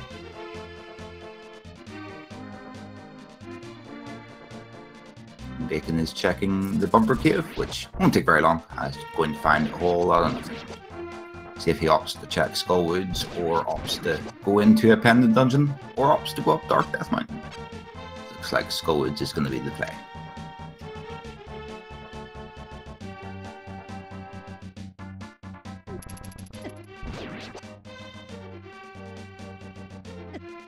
Or maybe not.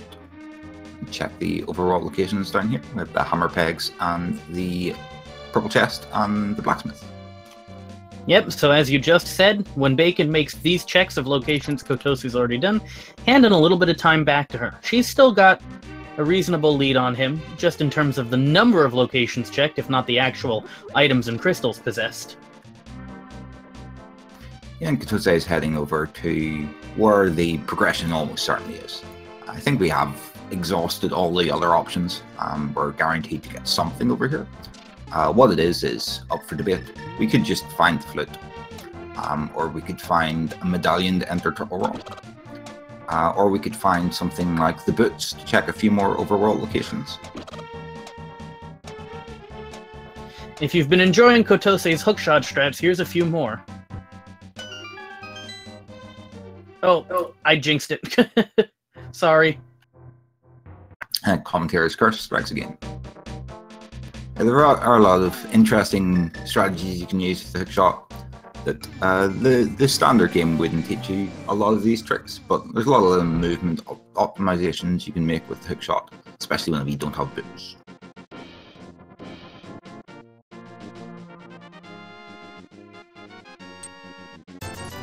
A single arrow and a piece of heart in the Super Bunny Cave. Kotose showing off her game knowledge, grabbing that full magic refill in Super Bunny Cave as well.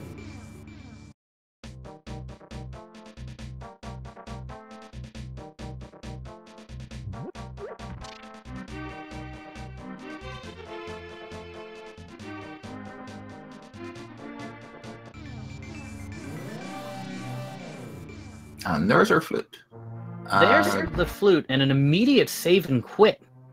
It's a very ballsy save and quit, I'd say.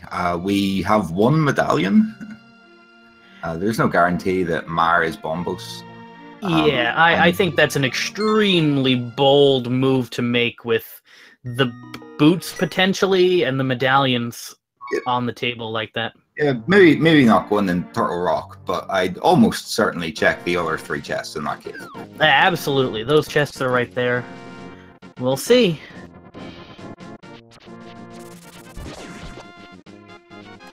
As Chap rightfully pointed out, that Silvers is still on the loose, which definitely a huge time save for Ganon and the climb, along with Vitreous, I suppose, as well.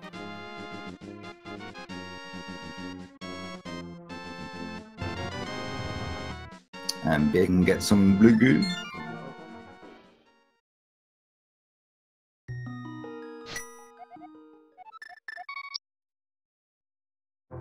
And looks like Bacon's going to check East Dark Death Mountain before dipping into Ice Palace or Skullwoods, come to think about it, which is going to be a hefty time save for him.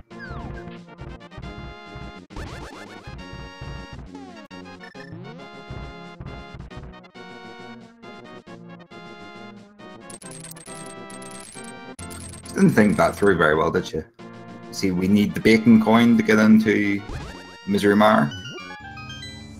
See if Quake is in the Marshed. That tends to happen. The items for Misery Mire and Turtle Rock being right outside their front doors.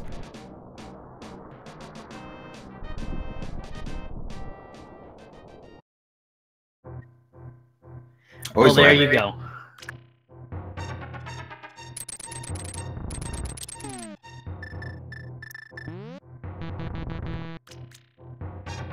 It's so unlikely that that's going to happen, yet it does seem to happen a lot.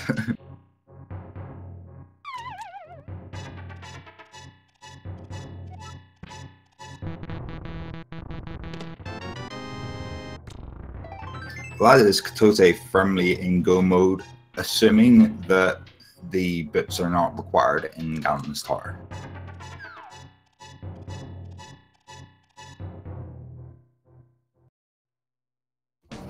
Yep, this is the 21 out of 22 chance of go mode.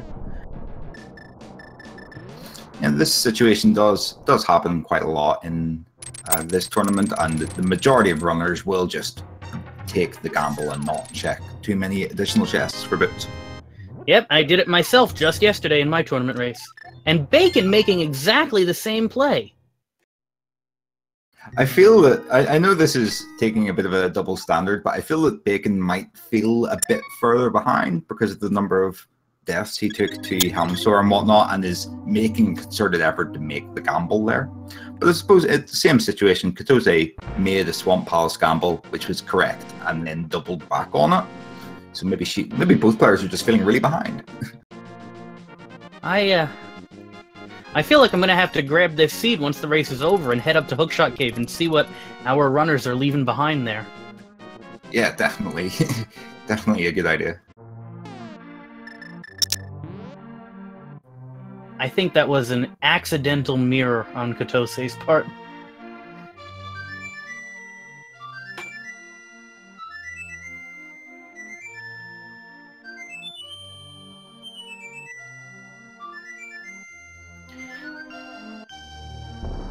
See where our big key is in Misery Mire today. It's a dungeon that has a tendency to take a while if the big key is hiding in the battle location.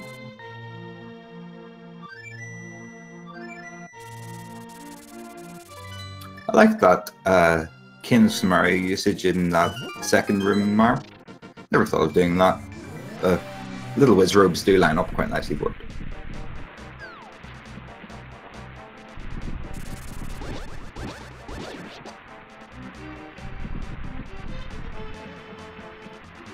Bacon sees Quake and will be getting Quake right here. I still think both runners got ridiculously lucky to get away with that, leaving Hookshot Cave when they did. Yep. You do win some and lose some.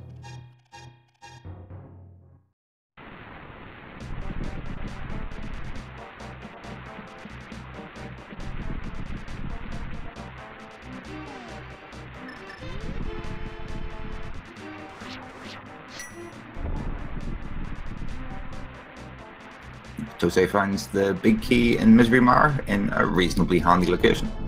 He's probably going to head straight over to Vitreous.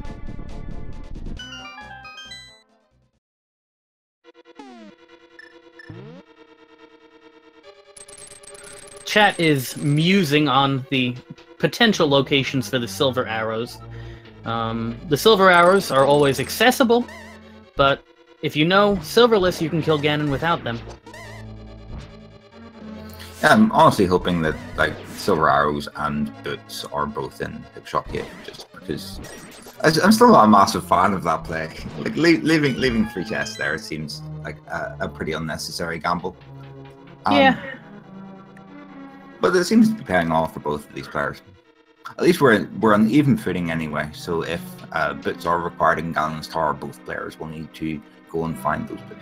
Yeah, you feel a little better hoping for players to get punished if they both get punished equally. Yeah, definitely so. You're not showing favoritism. Yeah, we wouldn't want this race to go one way or the other. Let's keep it nice and close right to the end. And Bacon opting to not check either of the pendant dungeons that Kotose checked is definitely making up a bit of the deficit he had.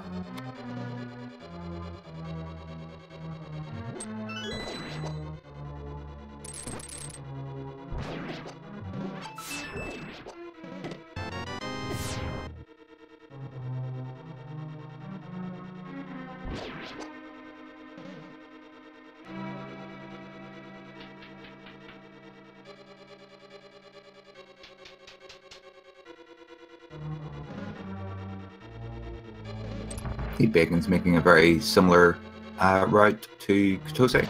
He's going to find his big key very, very soon, in like literally the next chest. While Kotose heads off to Vitreous, going to use her magic cape and butter sword to make short work of these little eyeballs. Yep.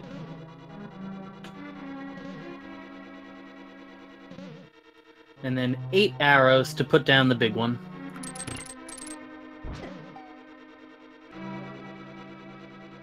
Nice simple fight. Our excessive amount of equipment is definitely helping in that situation. And Kotose gets her 7th and final crystal. It's going to send her on her way up to Ganon's Tower. Here on Speed Gaming, we like to play a little game where we guess what chest between 1 and 22 that the Ganon's Tower big key is in.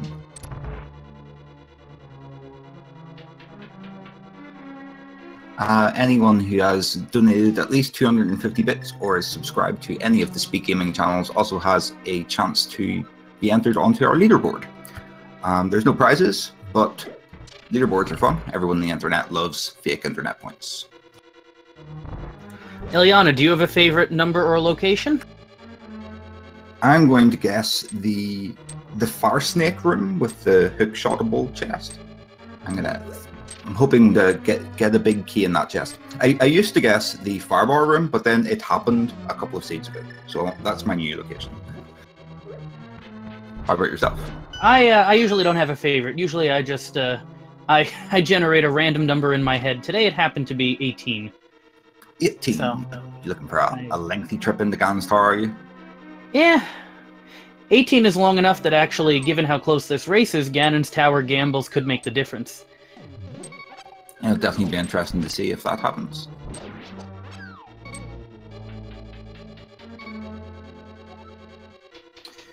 Does Kotose check these hookshot cave chests on the way?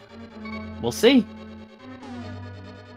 Is he Bacon entering the Vitreous fight with half a heart? Opts to use one of his blue potions.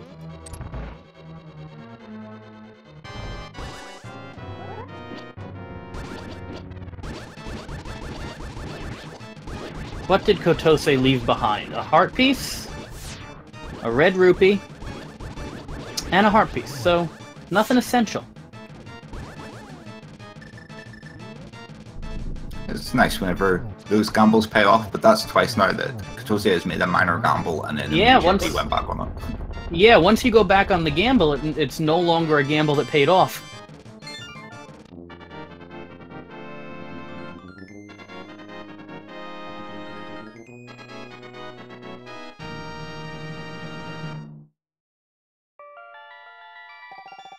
And Bacon will be making his way up to Ganon's Tower as well.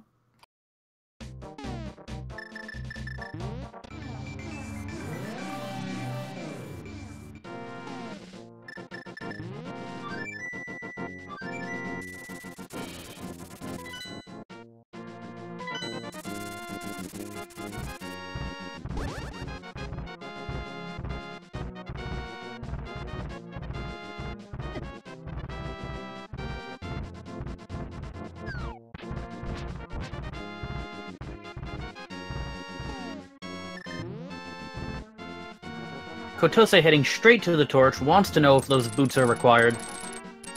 They are not. So our first 3 chests down, and nothing of interest, and no keys so far. So both players are going to be forced onto the left side of Ganonstar.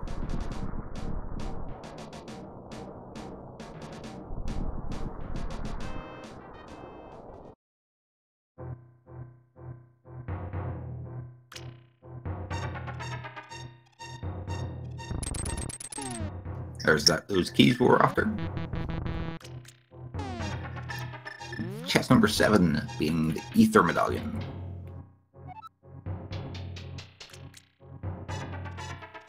So, if for whatever reason we wanted to go into Turtle Rock, we could. With all 3 medallions. And chest number 8 was our big key, and pairing that with the 2 small keys we have from the earlier chests, Kotose is going to head straight up the gauntlet. Bacon's going to be decided to check the hookshot cave as well, and then is off to Ganonstar. He's going to be forced onto the left side of Ganonstar because of key placement, so he'll be getting his big key at around the same time.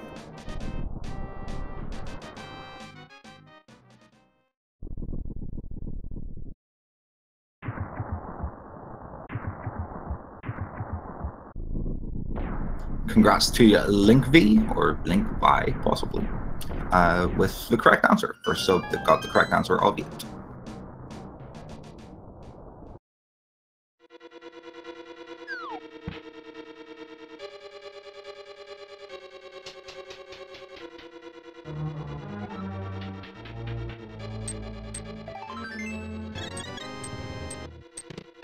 This is probably the hardest section of execution of the game. There's a lot of room for error.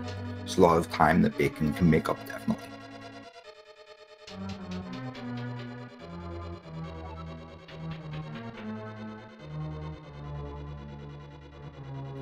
So we've got a little over 2 minutes separating our runners upon entering the tower.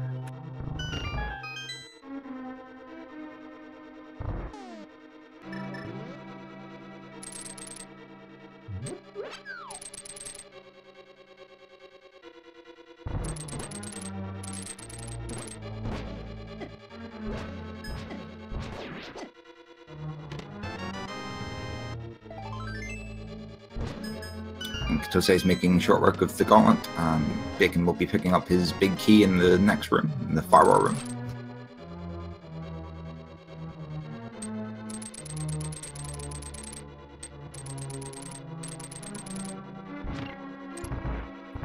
Kotose onto Lanmo 2. Still no silver arrows for either runner. There's a couple more chests that they could potentially be in, but it's not particularly likely to be there. There's lots of unchecked chests. There's the entire contents of Turtle Rock and a bunch of other stuff. The bits are out there somewhere to open some locations as well. See Bacon making his way up the gauntlet.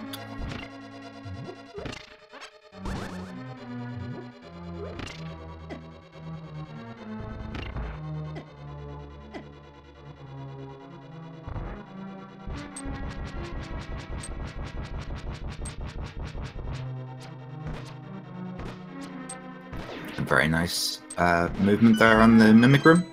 If you move the D-pad while rapidly swinging your sword, you can force the Mimics to move in a particular direction. Yep. Meanwhile, Kotose, making quick work of the gauntlet, showed off some of those nice cane strats for killing those Wizrobes. Makes short work of these 2 lamp rooms with her Fire Rod and Half Magic. Going into the final couple of rooms of Ganonstar. So 4 chests here we might see checks of. Those silver arrows would definitely still be useful. No such luck yet. 2 more to go.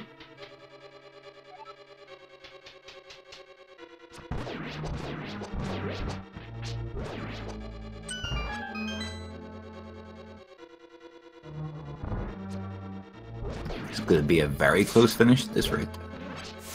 Yes, both of our runners have put forth a great job and have made it here to the tower almost at the same time. That quarter of heart refill for Kotose was extremely well timed.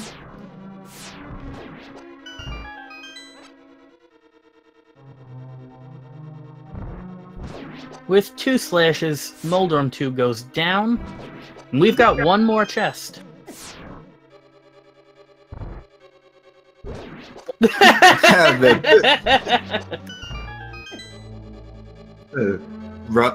seed's taking pity on you. You've been moving slow so long in the seed. Here, we'll have some boots after Moldorm 2. Lovely. To be fair, though, that room with the ice and the Helmosaurs is a real pain without those boots. Very much so. It also means that this was an unhoverable seed. Hook shot 110% required.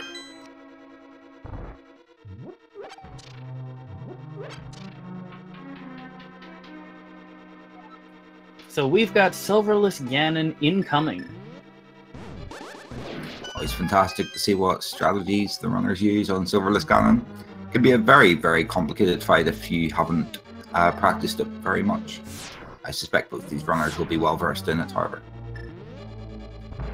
Kotose. Yeah, beautifully done. Wonderful Aghanim too. So, after passing the final exam in geometry, Kotose is on the way to Ganon.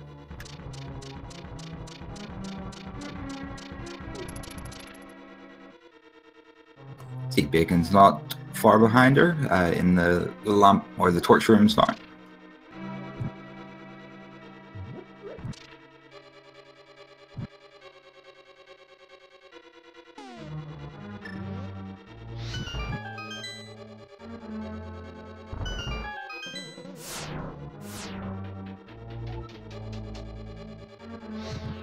Just like that, Kotose onto phase 2 with the Butter Sword.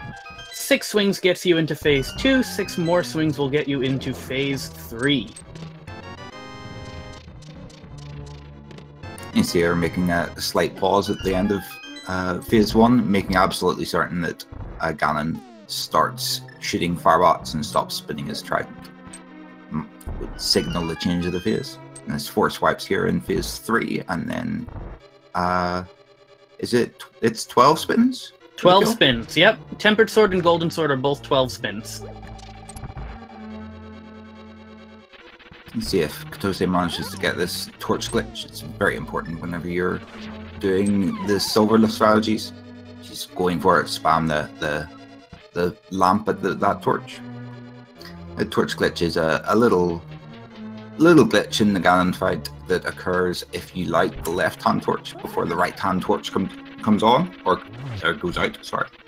And it means the right-hand torch will stay on forever. It means you'll need half the magic consumption to keep the torches lit, and it also saves loads of time.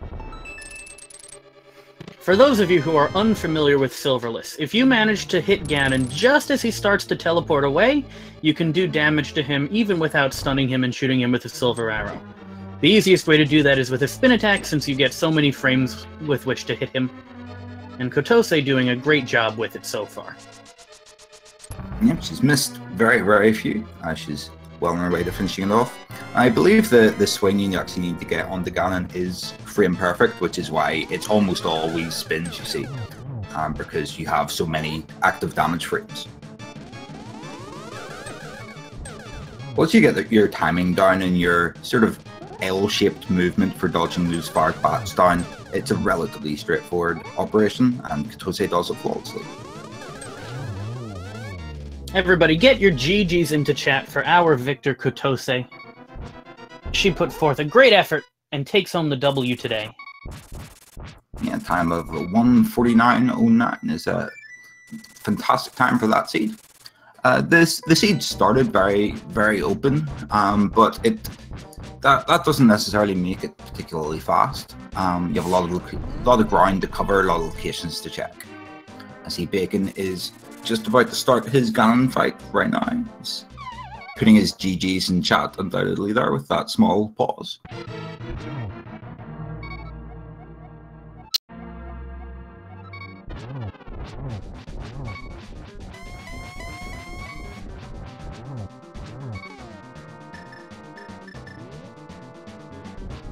Opting to use the magic cape for phase 2 is a completely valid strategy. It has essentially to save a lot of time because you can just go for it instead of having to play it safe. He still has a blue potion in the bag for if he needs to drink up to get some more magic for phase 4.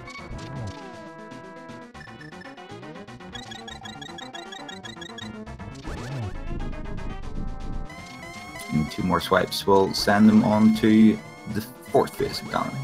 Be another 12 spins from him. Hopefully he'll be able to get the torch glitch as well.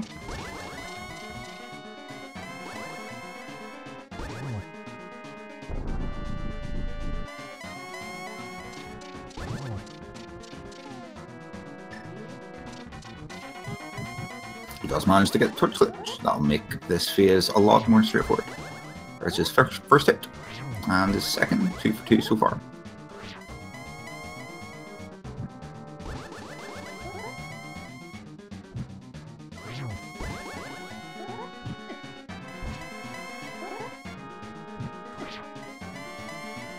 I think as far as doing Silverless goes, the most important thing to remember is to keep an eye on Bacon's movement. The sort of L-shaped movement he's making to dodge the fire bats is extremely important for getting your timing right, being able to close the distance to Ganon. The guy who taught me the Silverless strategies described it akin to that's a very unfortunate fall. Yep. I will, I'm working on getting Kotose in here for an interview. Just a little bit. Excellent. Great to see to hear from the winner. See, Bacon may be opting. Is he going to grab some more blue potions, or just going to grab a fairy and head straight back up to Ganon?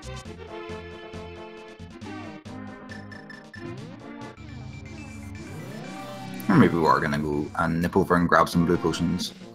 Better to be safe than sorry. And as Bacon seems to favour those cape strats in the second phase of Ganon, wants to keep as much magic as he can for the final phase.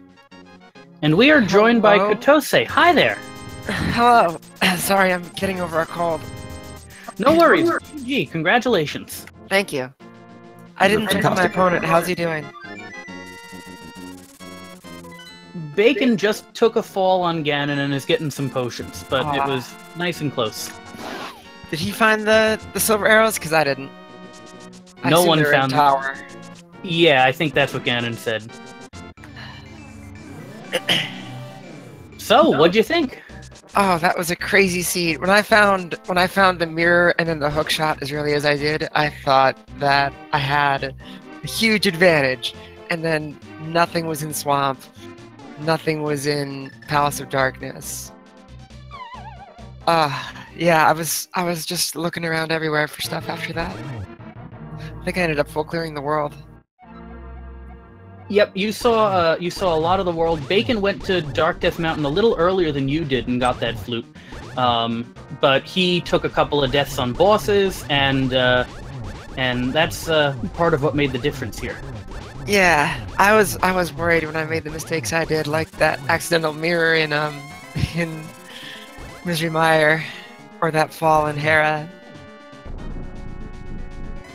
There were a few minor differences. You seem to make a fair bit of a lead for yourself, and a lot of that lead ended up being brought back by Bacon whenever he opted to not check Ice Palace or Swamp Palace and headed straight up to Dark Death Mountain at that stage.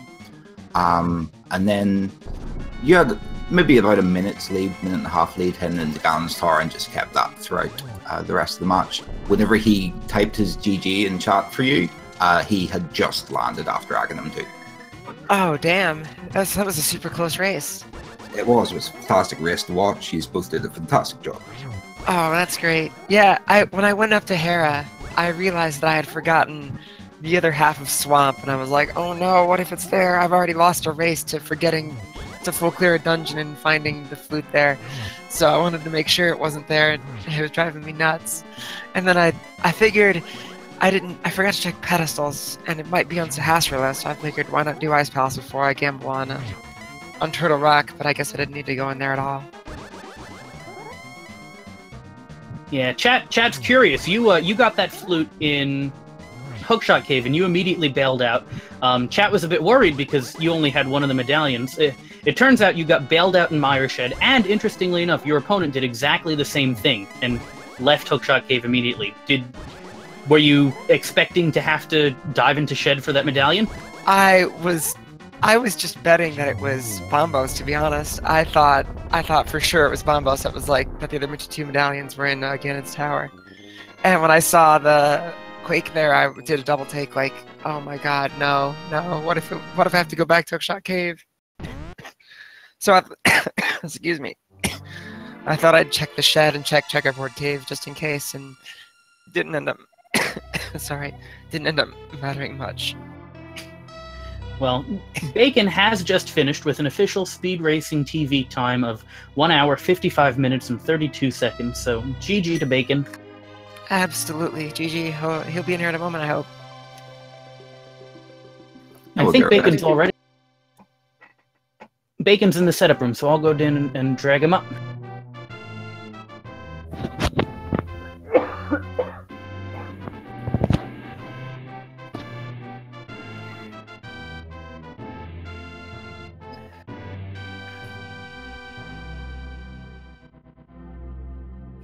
Bacon's gonna take a minute and cool off a little after that race. Okay. Well, yeah, I'm pretty happy with how I did. A few mistakes notwithstanding. Appreciate you guys having me on here. No problem. A great race. That puts you at 2-2. Do you have Sure does. Any plans for the rest of the tournament? What is your target score for looking to win out and get in the brackets? I'm not sure about brackets. I'm gonna try my best, but after kind of a very disappointing loss last week, I'm not entirely sure I can make it, but I don't really mind that much. I'm just enjoying races against people where it's close, and I don't mind being restreamed every now and then. Yeah, it's a lot of fun. You guys. You're the star of the show here. You took that win quite comfortable, or by a couple of minutes, kept it nice and close for us. Very entertaining race to watch. And good luck in your next race. Thank you very much, and good luck to Bacon and whatever he says. Take care. Thank you. Okay, I'm going to pull Bacon on in. Hello, Bacon and GG. Hey, thank you. GG's. That was a great race. A great time from yourself. Yeah, that might actually be one of the lowest times I've done.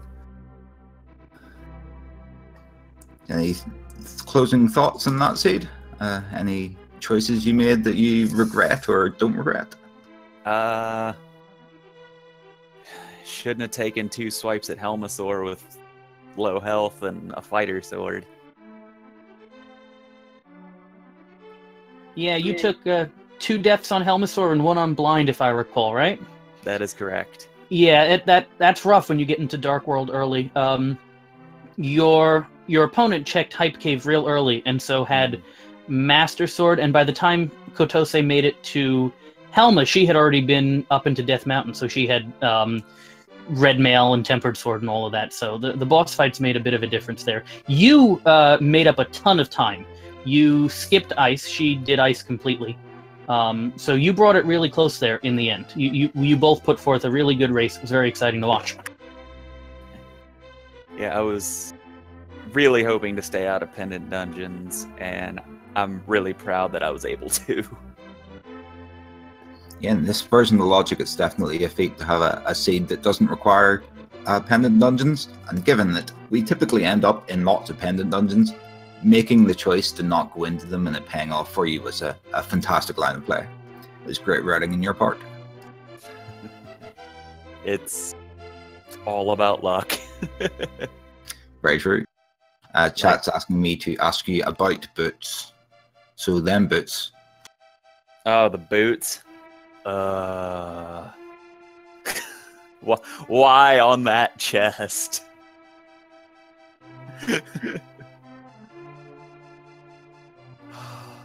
Well, I mentioned while you and your opponent were running that at least you got to use the boots for that one nasty room with all the Helmasaurs on the way to Aga.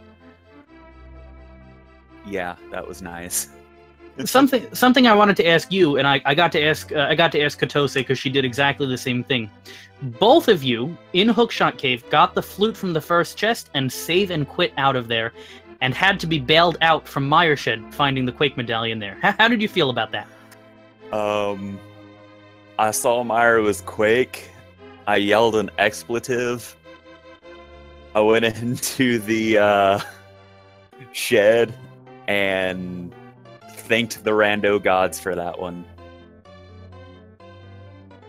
Did you feel behind and felt the need to gamble out of Hookshot Cave, or were you just maybe on an adrenaline rush finally finding your flute? Or was there any particular reason you left Hookshot Cave when you did? I felt way behind with the deaths to Helma and Blind. I felt at least 5-10 minutes behind. Yeah, fair enough. You ended up, as Firewood King mentioned, you made up a massive amount of time skipping out in those pendant dungeons. You know where you were whenever you typed your GGs. You just arrived from Aghanim 2 when Kotose finished up her Ganon fight. It was an extremely close race. Yeah, that was a little heartbreaking. I'm like, oh, I might be doing okay, and then she finishes right as I notice it right as I'm going into Ganon, and I'm like, oh man.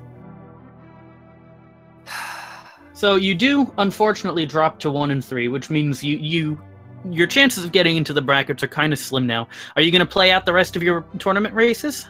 Oh, absolutely. I'm really glad to hear that. That's something that I really hope a lot of people take advantage of. Mm-hmm.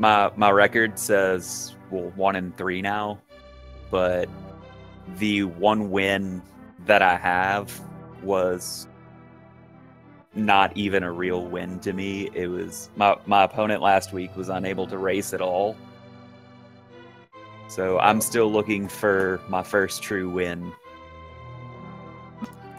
Yeah, definitely. You showed a lot of skill in that with your riding in that seed. Maybe a bit more practice on your boss fights, and you'll be good to go for picking up your first win next week. Absolutely. Any closing thoughts, Bacon? Well, GG's. Thank you, commentators and trackers and everybody behind the scenes.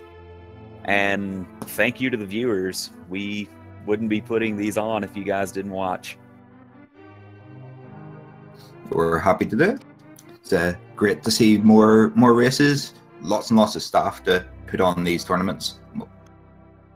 But you guys are the real stars of the show. You did a fantastic job in that race. Great show. Absolutely. Remember that to follow both of our runners, this has been a really exciting race. I've been very happy to watch it and commentate it with you. So throw both of them a follow. In addition, I want to give a big thanks to our tracker, HollowBro. Tracking is essential, and it's much harder than you might think it is. So thanks to HollowBro. And while we're on the topic of thanking people and telling you to follow people, we've got 6 speed gaming channels and 4 A Link to the Past randomizer channels. And if you liked what you saw today, and to be honest, why wouldn't you? It was a great race. Why don't you throw all those channels some follows, show them your support, and watch some rando. Yeah, speaking of watching some rando, race went live about 8 minutes or so ago on Speed Gaming 5 between Pith 13 and Hazukitty. If you feel like some more rando action, you should definitely head over there. Our next new races starting will be at 7 PM EDT, which is in approximately 3 hours. Well, Ilyana, it's been a joy commentating with you. If you've still got your finger on that follow button, head over to Ilyana and throw him a follow. Yeah, and same to the Firewood King. That was a fantastic job from you. It was great to commentate with you, and I shall see all you guys in the next seed. See you around.